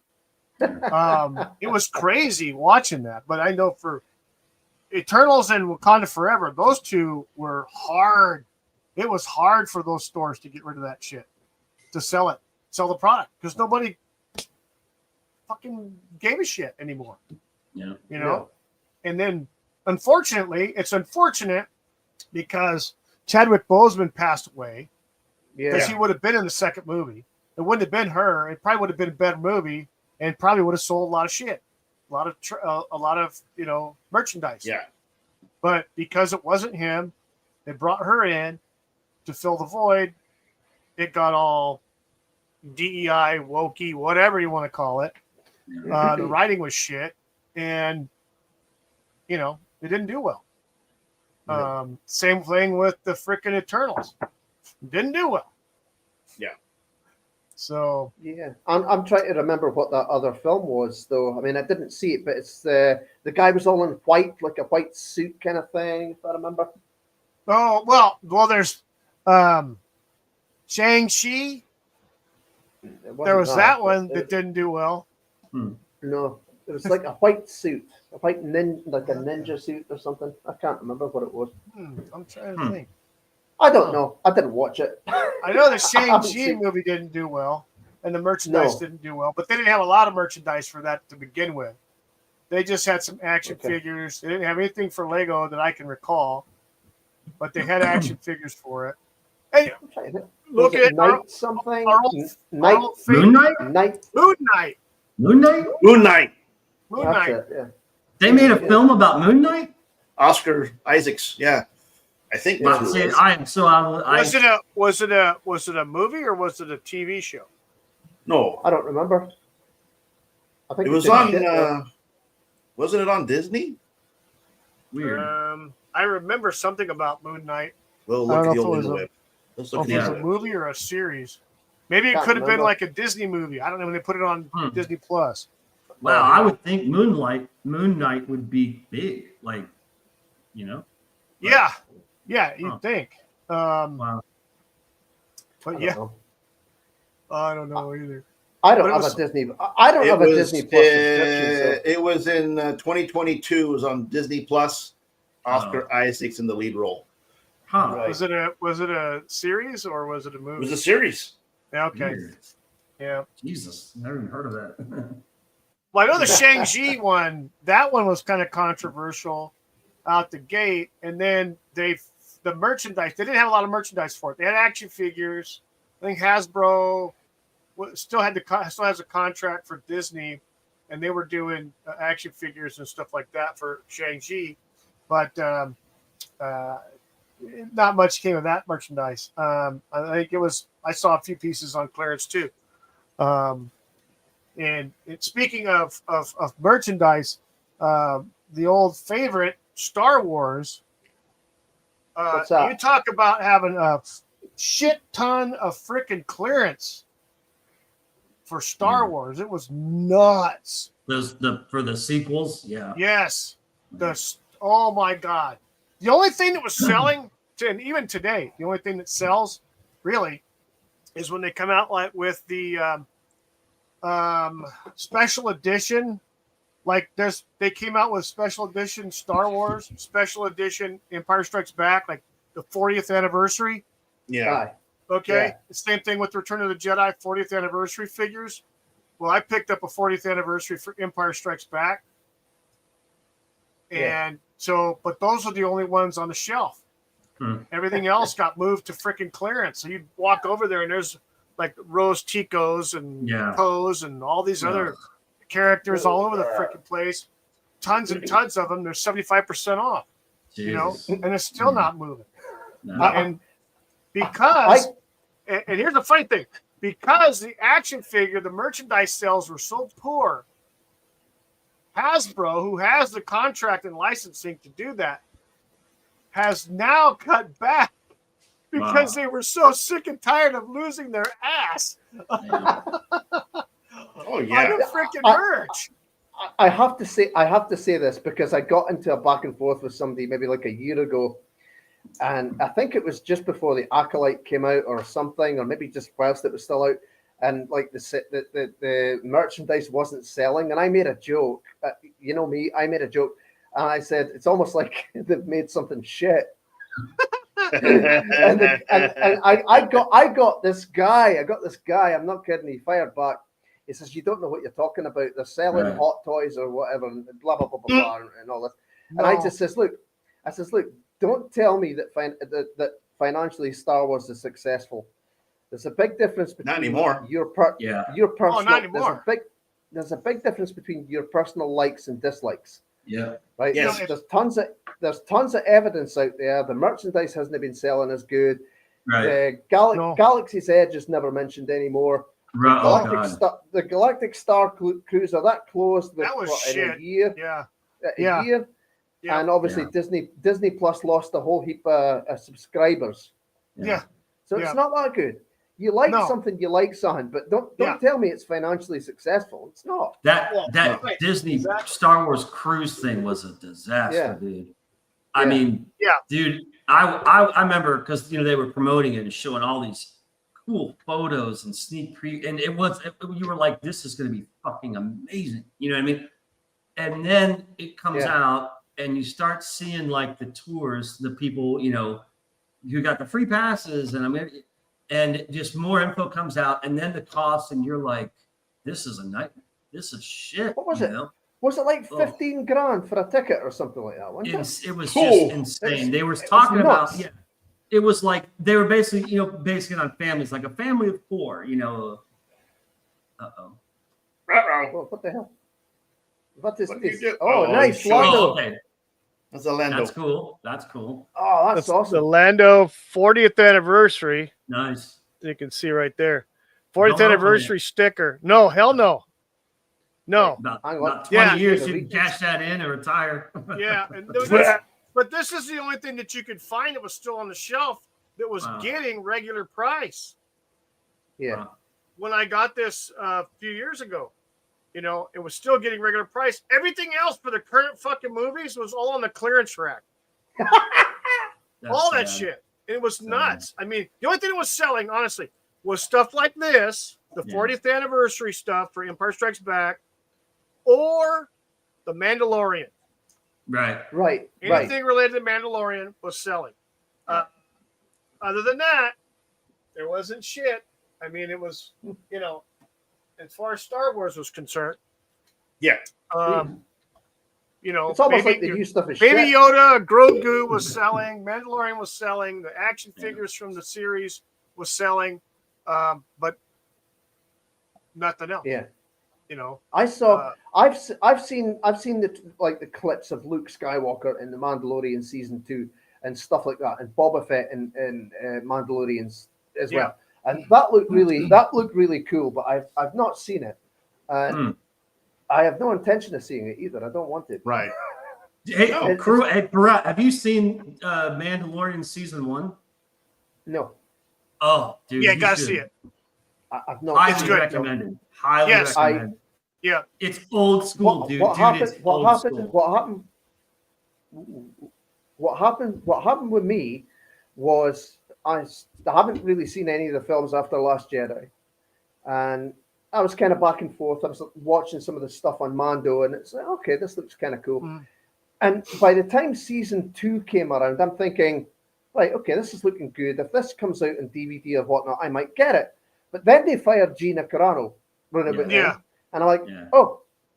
And then one of the writers for one of the novels, Lords of the Sith, I think it was, I actually have it. It came out and mouthed off about fans and whatnot. And it was right about the same time that Kathleen Kennedy was fired and retiring for about the 1000th time. And I just said, you know what? All that. That's me. I'm done. I can't be arsed. I can't be bothered with this crap anymore. I haven't watched the movies or any for years either. I've got them upstairs. I just kind of put them out the way. Yeah. I can't really watch them. So it's just shit. It's a painful same reminder. way. It's a painful reminder of what could have been.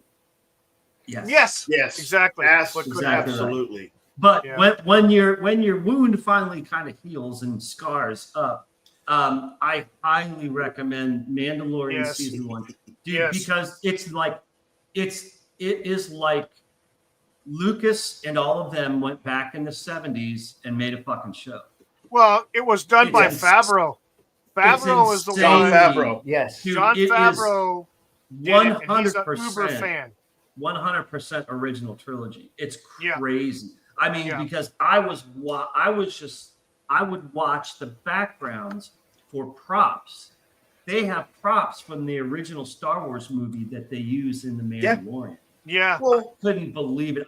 Every episode it was like exhausting because I was so blown away and excited because I'm like, holy shit, that was in the garbage compactor in Star Wars. Holy shit, this was in Empire. It was like, dude, this Nice.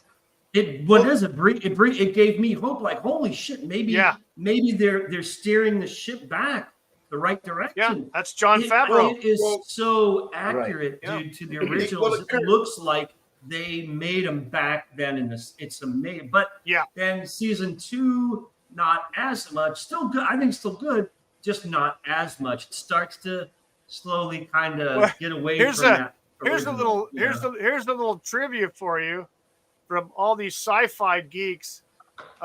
There's a scene in The Phantom Menace when they meet young Anakin, when Qui-Gon and Obi-Wan meet young Anakin, and he's out back making or repairing or fixing his his speeder.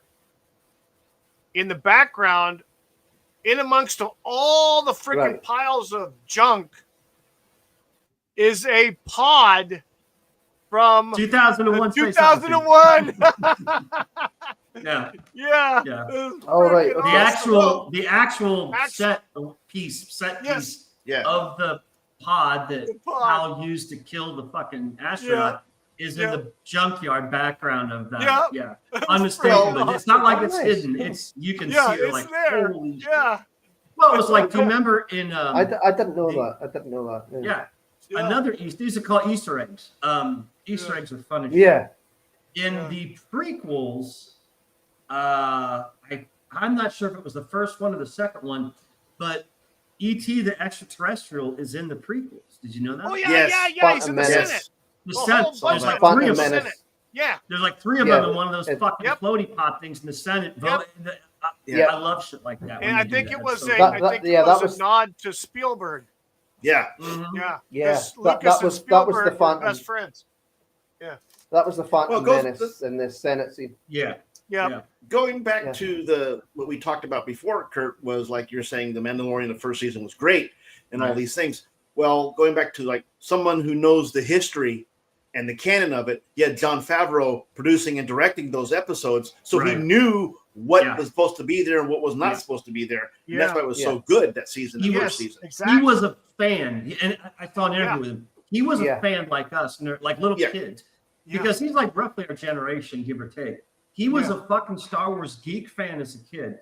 And he's just one of the lucky few millions who made it into the industry. He was like, kid. I remember what I loved as a kid, and I'm gonna fucking do that. And he nailed it. Well, and the thing is also with the Tina Carano situation, he was one of the vocal ones that came out in defense of her. And he boycotted directing any more episodes after that. Yeah. And look what happened. Yeah, exactly. Yeah. What in the shitter? Well, but again, you have to see. Yeah, the Mandalorian season one. Yep. I'm telling you, dude, you'll be blown away. You do know that Star Wars stole my thunder, right? It did because, you see, 5 days after I was born, Star Wars came out. The bastard! Holy shit! So you're a footnote in history, Cruel. It just wiped me out completely. But just as a little note, my name cruel, but it was actually my Star Wars name. Really? Yeah. Yeah, That's yeah, cool. that's actually it's a Star Wars name. You know, make it up and all that. Yeah. Here's Now, a quick. when need a did quick- you make that up? When and why? What was the purpose?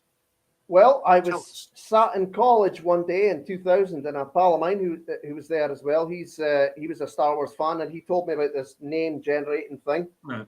You take the first 3 letters of your last name, and then the first 2 letters of your first name, and stick them together.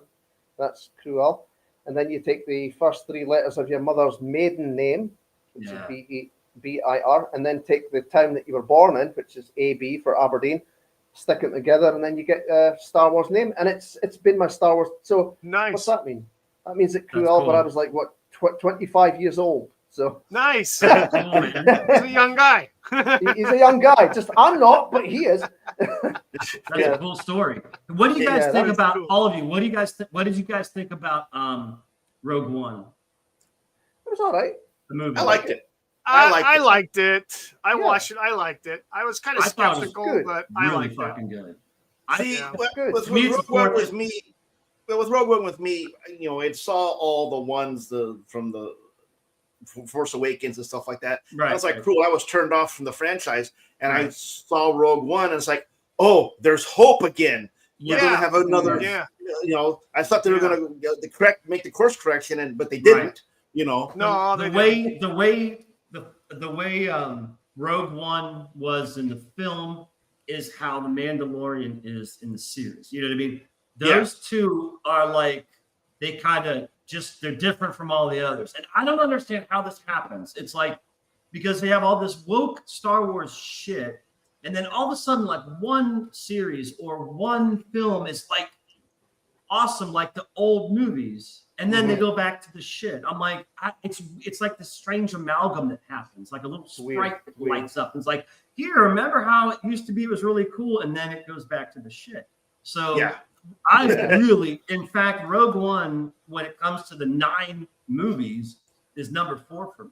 You know, it's like Star Wars, Empire, Jedi, and then Rogue One, and then everything else. Like, I liked it better than the prequels because, again, it's like straight from Star Wars. I mean, it's everything. Yeah. The sets, the Yeah. costumes, the robot, everything is like from the original film. It's so cool. Yeah. Plus, every character dies, which is insane for a Star Wars. Yeah, exactly. Dude, I remember when that movie's over. I was with my brother and my girlfriend, and we're like, well, no sequel to this one. You know what I mean? No. Like, Oh, but come the on, sequel come on, is come Star on, Wars, come on. you know? Krennic could be fine. He just got shot in the face by the Death Star. He could be okay. I had a friend say that they could have changed the title to Rogue One to like based on the end of that movie. Could have called it "And 5 minutes later." Yeah. 5 minutes later. Well, Yeah. but see that's what 5 I minutes thought was later. amazing. Is it literally ends at the beginning of Star Yes. Wars. Right. yeah. You can Yeah. splice The these beginning of Star Wars. together into Yeah. a fucking 4-hour movie. Yep. It Yes. just goes perfect. Yeah. And It's like a day. It's like a day before or something. yeah, You know what I mean? It's like a day before. it's Yeah. amazing. Something You know, like that. it's Yeah. like they really put this bump, back Yeah. to back with And the then they beginning of fucked it up. Star Wars. Because Star Wars begins with the Star Destroyer chasing the blockade, Yeah. and Yeah. that's where this ended. It's just like Yeah. that was amazing.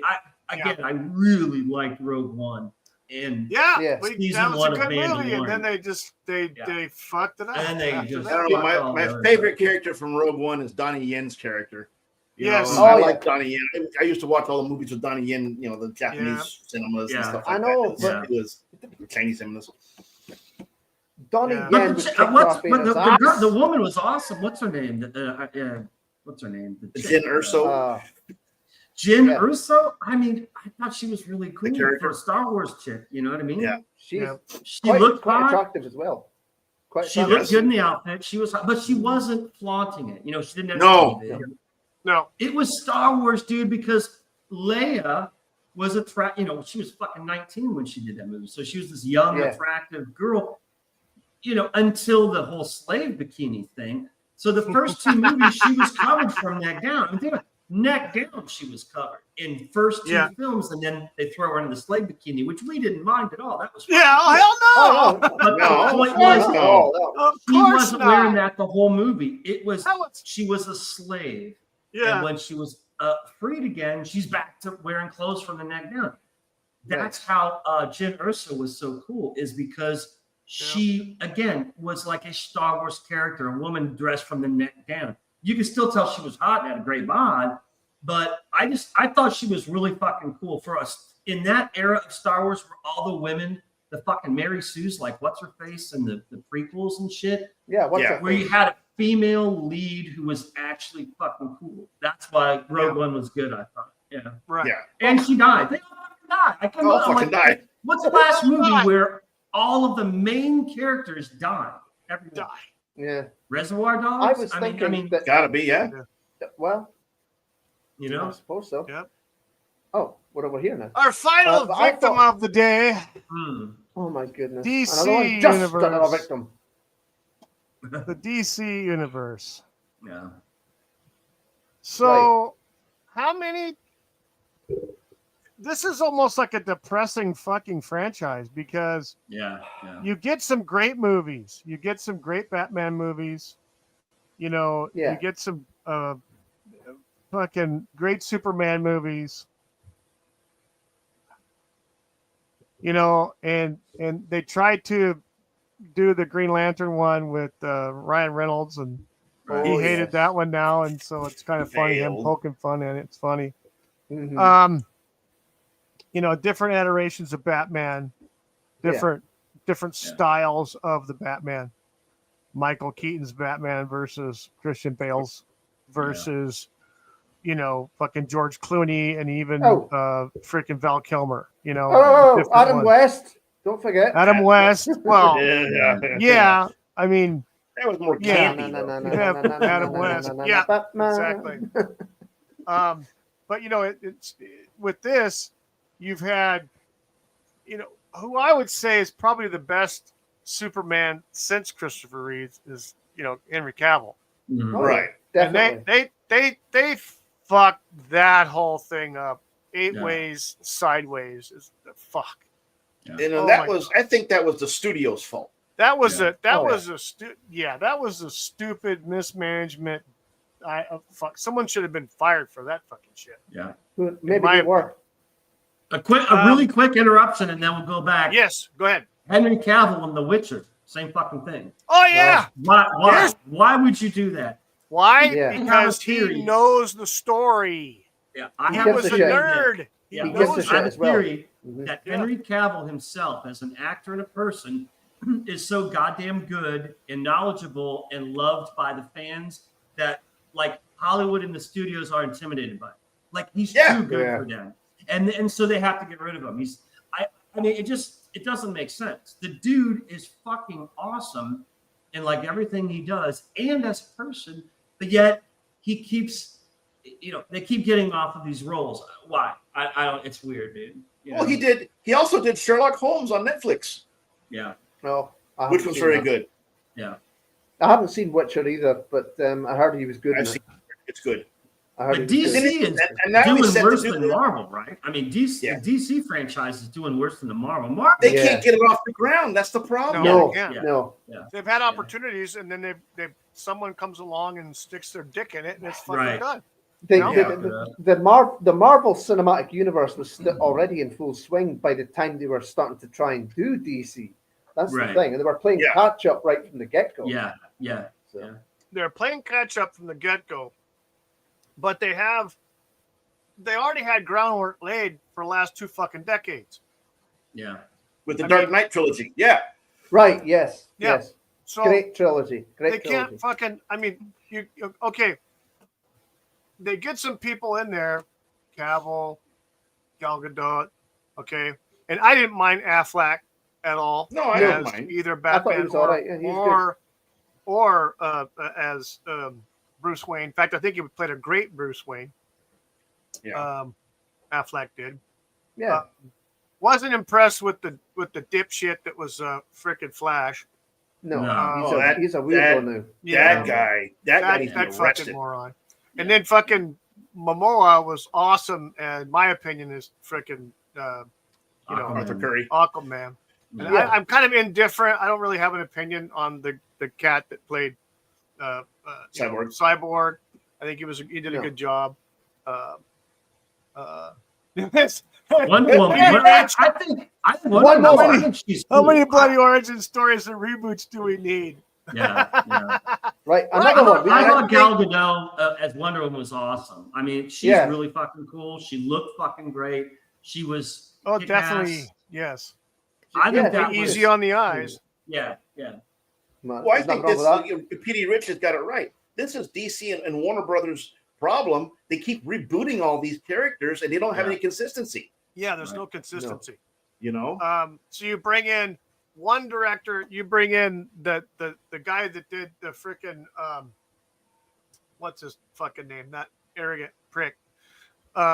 Director Snyder. There's so many. They brought the fucking Schneider in to get the Snyderverse. Blah blah blah. We see how far that fucking went. And then you bring in Josh Whedon before him, and so before him, and Peter Gunn, and all this other bullshit. And it's like, pick one motherfucker with a vision and stick with him. Yeah. You wouldn't have this problem. You wouldn't be a decade behind. This is what they were trying to do with the Dark Knight trilogy, because you had the same core guys doing that. Nolan wasn't involved; he was kind of in the background. But that same group went into Man of Steel and did Man of Steel and Batman versus Superman. That's right. It was the same production crew, the same producers, everybody, writers and everything. Yeah. But then they lost it all. It's just I don't understand it. It drives me nuts. Yeah. And here's the funny thing. The animated series that they've come up with are better than the live action for DC. Go figure. It's fucking better. And what the fuck? I mean, they can't get it to fucking together with the live action. They'll have some of the best players that they could get, actors they can find, who've done something, but then they fucking they run them off, or they either let them go or run them off. Well, I got an argument online with some guys, and they're talking about Superman, right? And all the people who had played, this guy's the best, this guy. Not one of these idiots mentioned Chris Reeves. And I said, guys, let's face it. Ever since Chris Reeves has been Superman, that's what these studios have been trying to chase. Chris Reeves played Superman very well, very good, but he played Clark Kent to the T. Clark Kent was kind of a bumbling, accident-prone kind of guy. He played him to a T. Yes. Yep. He did, for sure. Yeah, PD Rich in the chat says, just pick the best version of the characters and stick with it for at least a bloody decade. Yeah. No shit. Yeah. I agree. So just, that's right. They'll come up, they'll get the best actors to play these parts at some point, but then they get run off or chased off or whatever. They get a better offer. And I think the problem is the Hollywood executives, the studios. Yes. Yeah. I don't think any of us can fathom even remotely the amount of egos and money and fucking over and ass kissing and bullshit that goes on in Hollywood studios. Could you imagine? You couldn't last an hour if you were got a job there. I think in 1 hour you'd be jumping off the fucking building. Yeah, because I couldn't imagine. You have so many big shots that just think they're gods and they're dealing with this shit and they're swapping. I think this is why it's a fucking mess, because if you had one king, so to speak, and then he delegated this to all the underlings, it'd be fucking great. You have all these studio heads, executives, and then think about the actors and the actresses, and the demands and the egos and the money, and it'd be a nightmare. It's actually amazing how they even produce anything, because the personalities that are involved are just insane, and you don't even know. None of us work there. Yeah. But we've seen and heard so much shit. You can imagine how much of a nightmare it must be, because it's all about money. It's all about money. They don't give a shit about. They really don't care about story and canon and content. No, they don't. As long as it makes money, that's this is about money, and Yeah. the fans suffer because they don't give a shit. And you about look the at fans, and this goes to also with DC, and for some extent with Marvel, but mostly DC. They started fucking around with the comics. Yeah. Yes. Yeah. The characters and shit. And they Yes. come up with this bullshit story with Aqualad and some other dude, Robin and some other dude, and then Wonder Woman and whatever. And it's like, and then the quality of the art is in the toilet. Yeah. Okay, they can't even get good people because they've chased everybody off. I know on the comic book side to promote these people that have, less skill, less experience, less talent, but just because they check a bunch of boxes, they get the job. I don't understand what's up with the Miles Morales' Spider-Man shit. What is I don't know. I see all this. Miles Morales is Spider-Man. He's the young black kid who's Spider-Man. You know what I'm talking He's about? supposed to be Spider-Man from a different universe. Oh God. Okay. Oh God. Lost I think that's what it is. Not this multiverse crap again. Miles Morales. I hate multiverse shit. It's like stick to the goddamn timeline. Whatever time is linear. Okay, just stay on that lane. Don't be fucking transferring all over the goddamn place in different universes and timelines because you're going to lose people. You're like, what is this? Which timeline are we on, people? Is this guy dead or alive? Or what? Right. It's like I hate multiverse. Well, I mean, that was something that you mentioned earlier because I was watching whilst there was stuff in my face was, about all the different things in Star Wars that you have to watch all this show, you have to watch that show, you have to read that book. Right. To get it. It's all over the place. Yeah. And again, for me personally, with Star Wars, because that was my thing. The bulk of Star Wars, the foundation of Star Wars was the movies. Right. Yes. Right. Yes. It's like this exactly. The six movies, of course.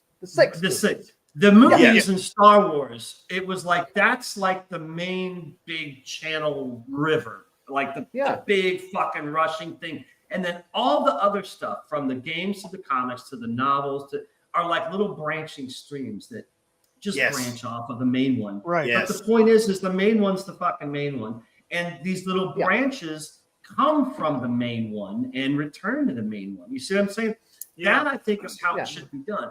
As soon as you start having a major stream here and then, let's have another major stream here in a parallel time and universe. Now you've lost me. It's fucked. It's like stick to the main storyline and you can have all these other side. It's like video games. It's like a side quest. You have your main quest and then you have your side quests, right? We all know. We all play video games. So I'm a guy who does every single fucking thing possible. Like I do every side quest and everything possible that this game is. But some people like skip the side quests. They're like, I don't want to waste time with the fucking side quest. I just want to stick to the main story. That allows you that opportunity. But when suddenly you're forcing people into 2-3 different main stories, shit, man, So I don't know. Yeah. Well, that's it. I mean, it's fun. I don't even know. I don't even know. I don't know how well the Star Wars books do these days because I don't read them. But I mean, I've got a heap upstairs from the expanded universe and stuff like that. But I don't. The last one I read was Tales of the Bounty Hunters. Do you have that Tales of the Bounty Hunters? Oh. From the 90s? Yes, I've got that. Oh, I think I've got that. Yeah. The Star Wars. Yep. Book Tales that was like 4 different stories like Boba Fett and IG-88 and Boss. That was the last Star Wars book I read. That was fucking cool because Wookie, especially Wookie, I like the IG-88 one. Wookie, Yep. Go ahead. Go ahead, Troll. You would like that one, Wookie, because IG-88, one of them, because there's like 4 or 3. One of them downloads their consciousness into the Death Star and starts fucking with the doors. Nice. Wookie, I out of all the 4 bounty hunter story, I think it's 4 bounty hunters that are in the Tales of the Bounty Hunters, and the most original, memorable one is the IG-88 because the IG-88 is the assassin droid. But in the book, there's like 5 of them. You know, there's different assassin droids. But the thing is they talk about Cruel. Do you remember? They talk about IG-88 when he's on the on Vader's ship, the Executioner, and Vader's talking to them about Han Solo and the bounty, all this shit. IG-88 becomes like entranced and obsessed with Vader. And you're here as a reader, they're explaining IG-88's thoughts, and he is scanning Vader as Vader's walking around talking from head to toe, just like enamored with him, because Vader is the perfect blend of human and machine. And IG-88 becomes obsessed with Vader. Where was that in the movie? Yes. You know, of course it wasn't. But that's the beauty of the books. Is the what a book should do is fill you in to the shit that the movie didn't. Yeah, like, exactly. In a movie, it would have been weird if like there was subtitles of IG-88 going, Darth Vader is a perfect creature while he's talking. It just, you're like, what is this, a joke? This doesn't belong in this movie. But when you come out with a book talking about IG-88's history and how he thinks and everything, that's weird that he is obsessed with Vader and like thinks Vader is almost godlike, like perfect. He's like perfect. Perfect. And you're right about the one of the IG-88s, because they're like one by one get destroyed and all this crap. And the one downloads himself into the Death Star, right? Yeah. Crazy. He's fucking with the Emperor and the doors and the lift and everything. Dude, you should get that book. Just order from Amazon. It's called, I fucking have it here. It's somewhere on the shelf. It's called I think it's called just Tales. That's Tales of the Bounty Hunter, Yeah. Great book, dude. It's fucking awesome. It's a good book. It is, because it was really good. I mean, have you read Shadows of the Empire? Once, long time ago, and again. That's what the fucking movie should have been. The prequels or the sequels should have been that. Phenomenal. Yes, dude. With the Admiral falling in love with Leia, because but do you remember? You know, the one thing that sticks out to my head the most is that scene where Luke, he's on Tatooine and I think he has to make his lightsaber, his green one, and so he has to get a crystal. And he's like in a Rancor lair on Tatooine. And I think he finds a green crystal and he goes back to Obi-Wan Kenobi's house. Because I think Luke is living in Obi-Wan Kenobi's house because Obi-Wan Kenobi's dead. And it describes Luke taking the green crystal and making his green lightsaber that you see in Return of the Jedi in Obi-Wan Kenobi's abandoned house that Luke is now basically squatting in. I'm like, this is fucking awesome. It's like Luke is living on Tatooine in Ben Kenobi's fucking house, making a lightsaber that he just got from a Rancor den. That's like, why can't that be a movie or on Netflix? You see, and that's the book. That's how good those fucking books are. That wasn't the bit I was going to suggest. I was going to say that there's a scene in Shadows of the Empire where Vader is sat in his meditation chamber and he's replaying the events of Empire Strikes Back in his mind. And he's thinking, wow, I'm so proud of my son. He was able to hit me or whatever it was. He's so proud of Luke's abilities. Yeah. It's just like, wow. And doesn't it explain how Vader in his meditation chamber is using the Force to heal himself and it's like not working? Yeah. Is that in that book too? I think so. Because you're always like, what's Vader doing in his I don't know if it was that book or not. Maybe it was a comic. Again, there's too much shit. But there was some scene where they explain Vader in his meditation chamber and he's meditating and he's using the dark side of the Force to try to heal his wounds. He wants to heal to become normal again. Yeah. Right. But it won't work. Well, was he not using the light side of the Force to heal? I can't remember. Maybe. Again, it's been years, but I just remember Yeah. He wanted to heal. He didn't want to be bald and scarred and all fucked up. He wanted to heal himself physically. You know what I mean? But the Emperor was preventing it.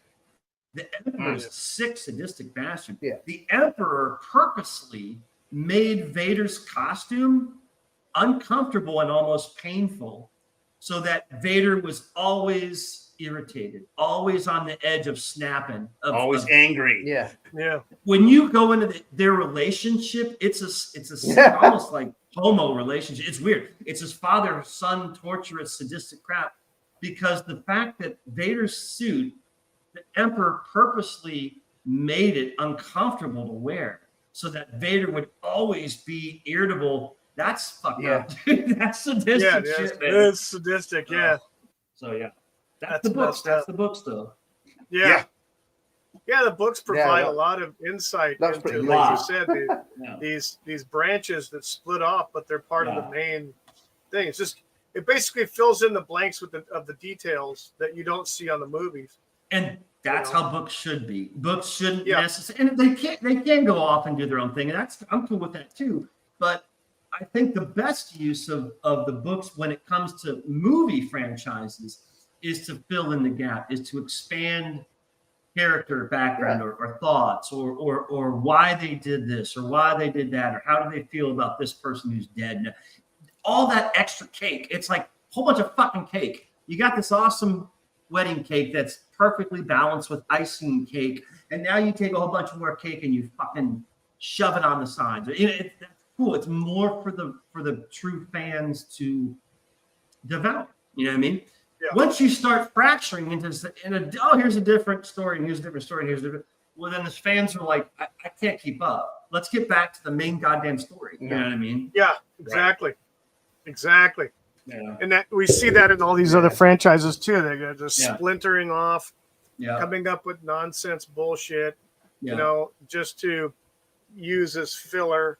But I think the bottom line in all of these franchises, and all the ones we discussed today, and there's many others. Yeah. They've all been treated in a similar fashion, in my opinion, in that some have been oversaturated more than others, but they've all been mismanaged. And I think it's about 90% intentional to destroy what came before. Like sabotage. To sabotage everything. Yeah. To create to create something for this generation that's completely opposite of what we were experiencing back with the original, releases of these franchises, what they were up until the late 90s, early 2000s, when they became, they started being pretty much butchered. In a way, it's almost like they're rewriting history. Soulless. Yes, they are. A lot of them are soulless. They are. And where have we seen that in politics before and in the school system and in everything? Yeah. Do you see the trend? Dude, it's all connected. Yeah, like and a lot of these people every single one of these franchises we've discussed today, all the people that are there right now running the show are people who tick the box. They fell into a specific category that was pleasing for management to bring in versus the people. Basically, they were more identity than actual skill and agenda experience. It's agenda driven. Yeah, absolutely. Everything is agenda driven. It's not about the story and the creativity and the origin, respecting the original creator. Yeah. It's about what fucking agenda in 2025 are we pushing to get advertising and money. And what's the political agenda? Basically, it's what it is. Yeah, and every single one of those studios are wrapped around DEI. Get that BlackRock funding. Which is DEI. Yes, they do. DEI is basically communist. It's a communist manifesto, and they want to divide everybody. We were just speaking about that. I know. Yesterday, they want to divide people up. I mean, it doesn't matter if it's Doctor Who, or Star Wars, or Marvel, or Star Trek, No. DC, and everything's splintered now. All these franchises, the fan bases are splintered. Yeah. And for the most part, it falls right down There's the not really generation a fan base line anymore. the generation line of the franchise.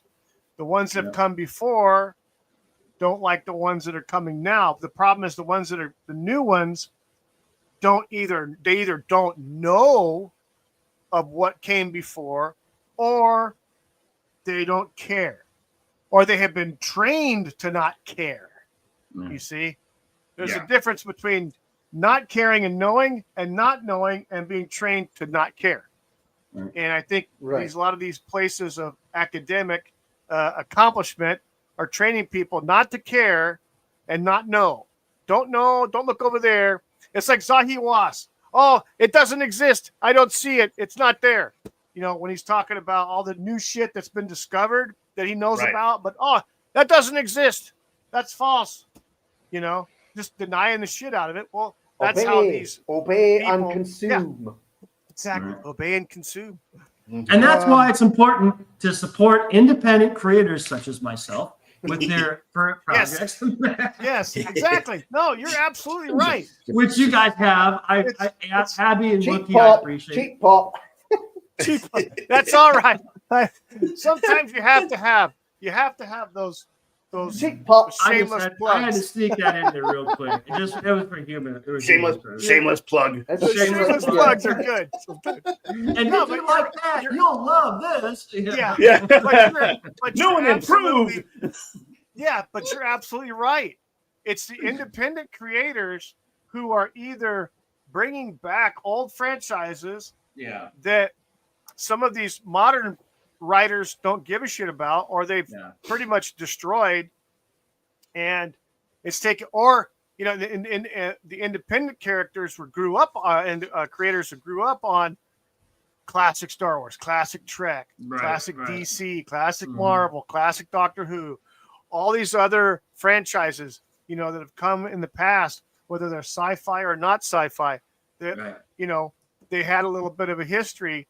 They were brought up on those. They want to create something using that as a base for what they're going to do. They use that as kind of like a base, and there's nothing wrong with that. That's what we need. We need more independent people, because you don't know who the hell is going to be the next, the next big thing that takes off.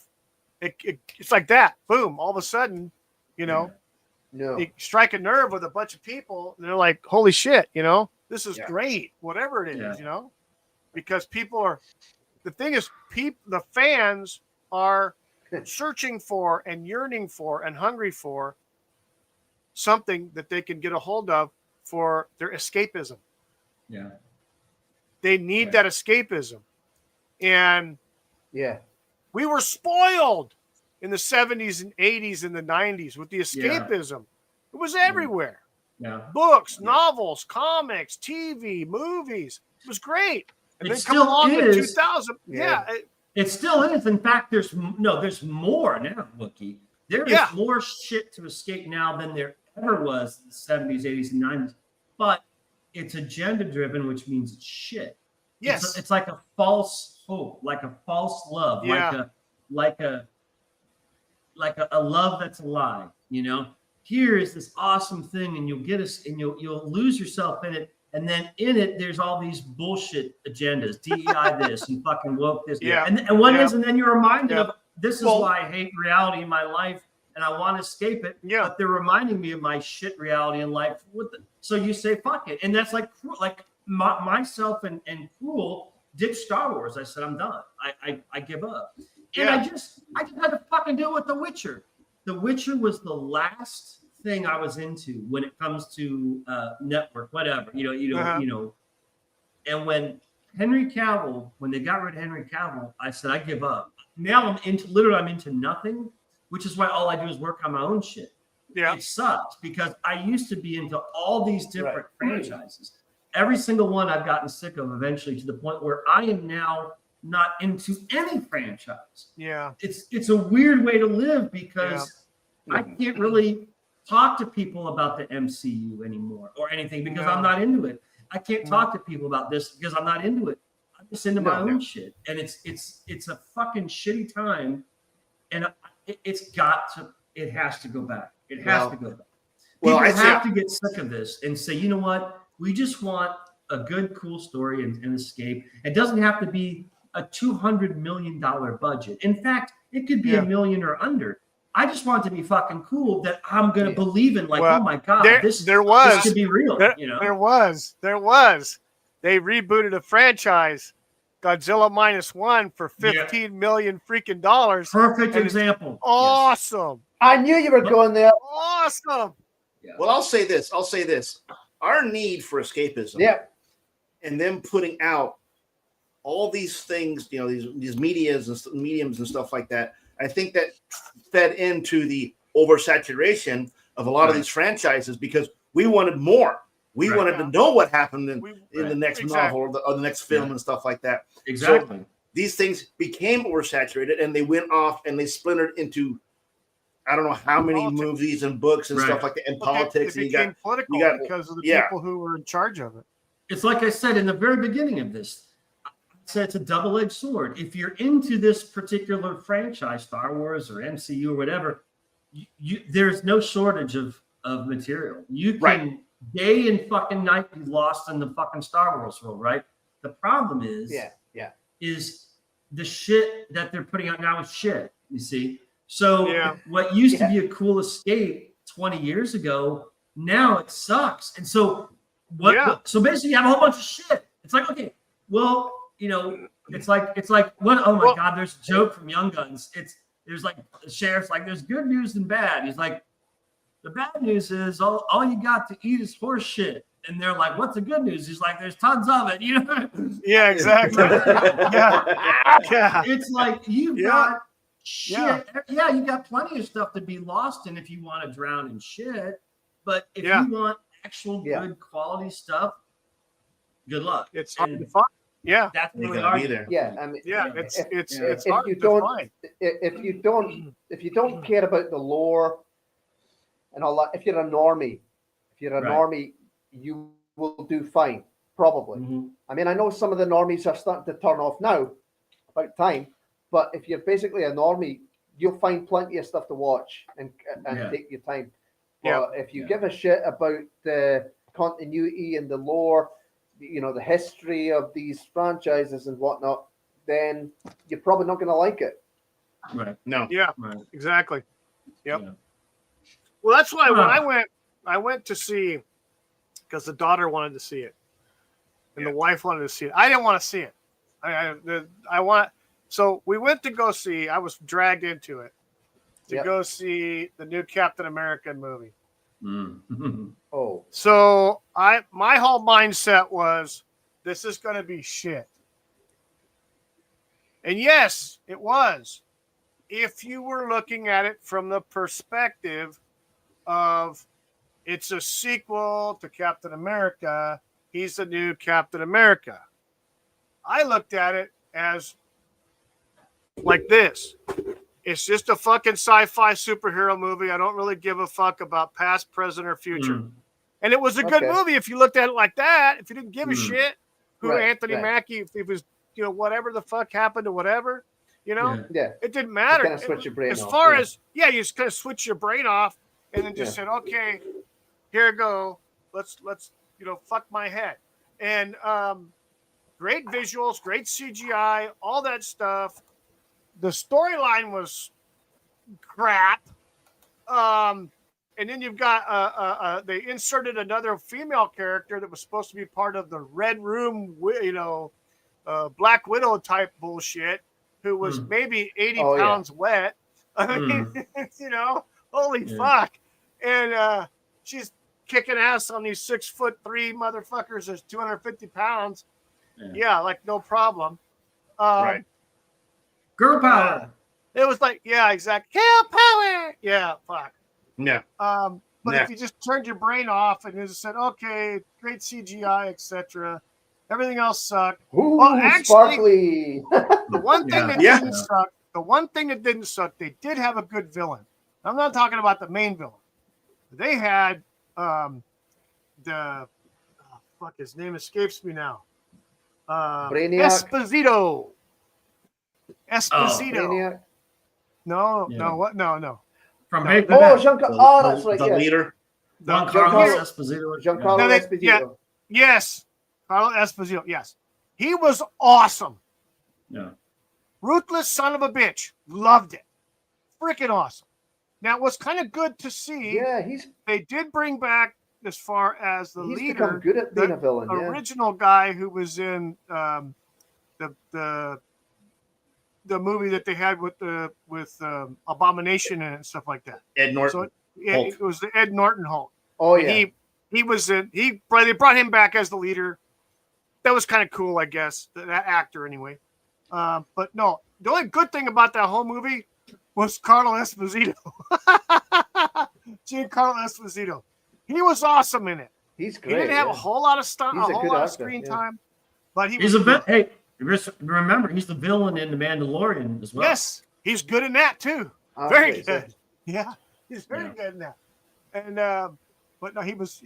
That's the only redeeming quality I had for that, Captain America movie with Anthony Mackie. Was That was he was that in was it. one with Harrison Ford, wasn't it? Yeah, Harrison Ford played in the that one? president. Yeah, Yeah. President Ross. Red Hulk. Yeah. And then yeah. he becomes Red Hulk because the leader poisoned him, basically. Hmm. And yeah. Right. but and the funny thing, this was I thought was kind of a cheap shit, kind of chicken shit move. Is they had a cameo by Sebastian Stan, Winter Soldier. He was in there for 5 fucking minutes, and that was it. He wasn't in the fight scenes or none of that shit. And apparently he was there, but he didn't do nothing. But you only see him for 5 fucking minutes. And then that's it. He just came in and say, hi, how's it going? Blah, blah, blah, blah, blah. Shoot the shit. And then leave. Hmm. And then, I don't know. But anyway, it was just kind of stupid. But if you turn your brain off and just say, okay, whatever, you can live through it. And then, of course, I was glad to see Giancarlo Esposito in it. So, What the hell's a That was brain good. anyway? Yeah. No idea. well, holy shit. It's almost lunchtime. 2.5 hours, man. I know. Fuck. Good Lord. I'm way over my time. I talk Yeah, too you- much. You're wasting away over there. I now. talk We're too gonna- much. We're gonna argue with that. Yeah. Holy shit. Well, I want to thank you, Kurt, for coming in. Appreciate it. Yes, my yes. friend. Thanks for having me. Thanks for having me. Yeah. And Cruel, thank you so much for Yeah. hopping on. No problem. Nice to I had meet to you, get- Cruel. Nice to finally meet you, Cruel. I know. It's nice to see you as well. So I would have been yeah. sooner, but I was stuffing my face. So So, and then Abby, thank you for being on. Yeah. Well, we're gonna call it, and we will see everybody probably next Saturday on Cryptids and Conspiracies. I'm not sure which one we're gonna do, but oh yeah. I'll consult with the Bunny Man and find out what conspiracy. Cool. Yeah. The Wabbit, the I'm Wascally sure we'll Wabbit. figure out something. Yeah. All righty then.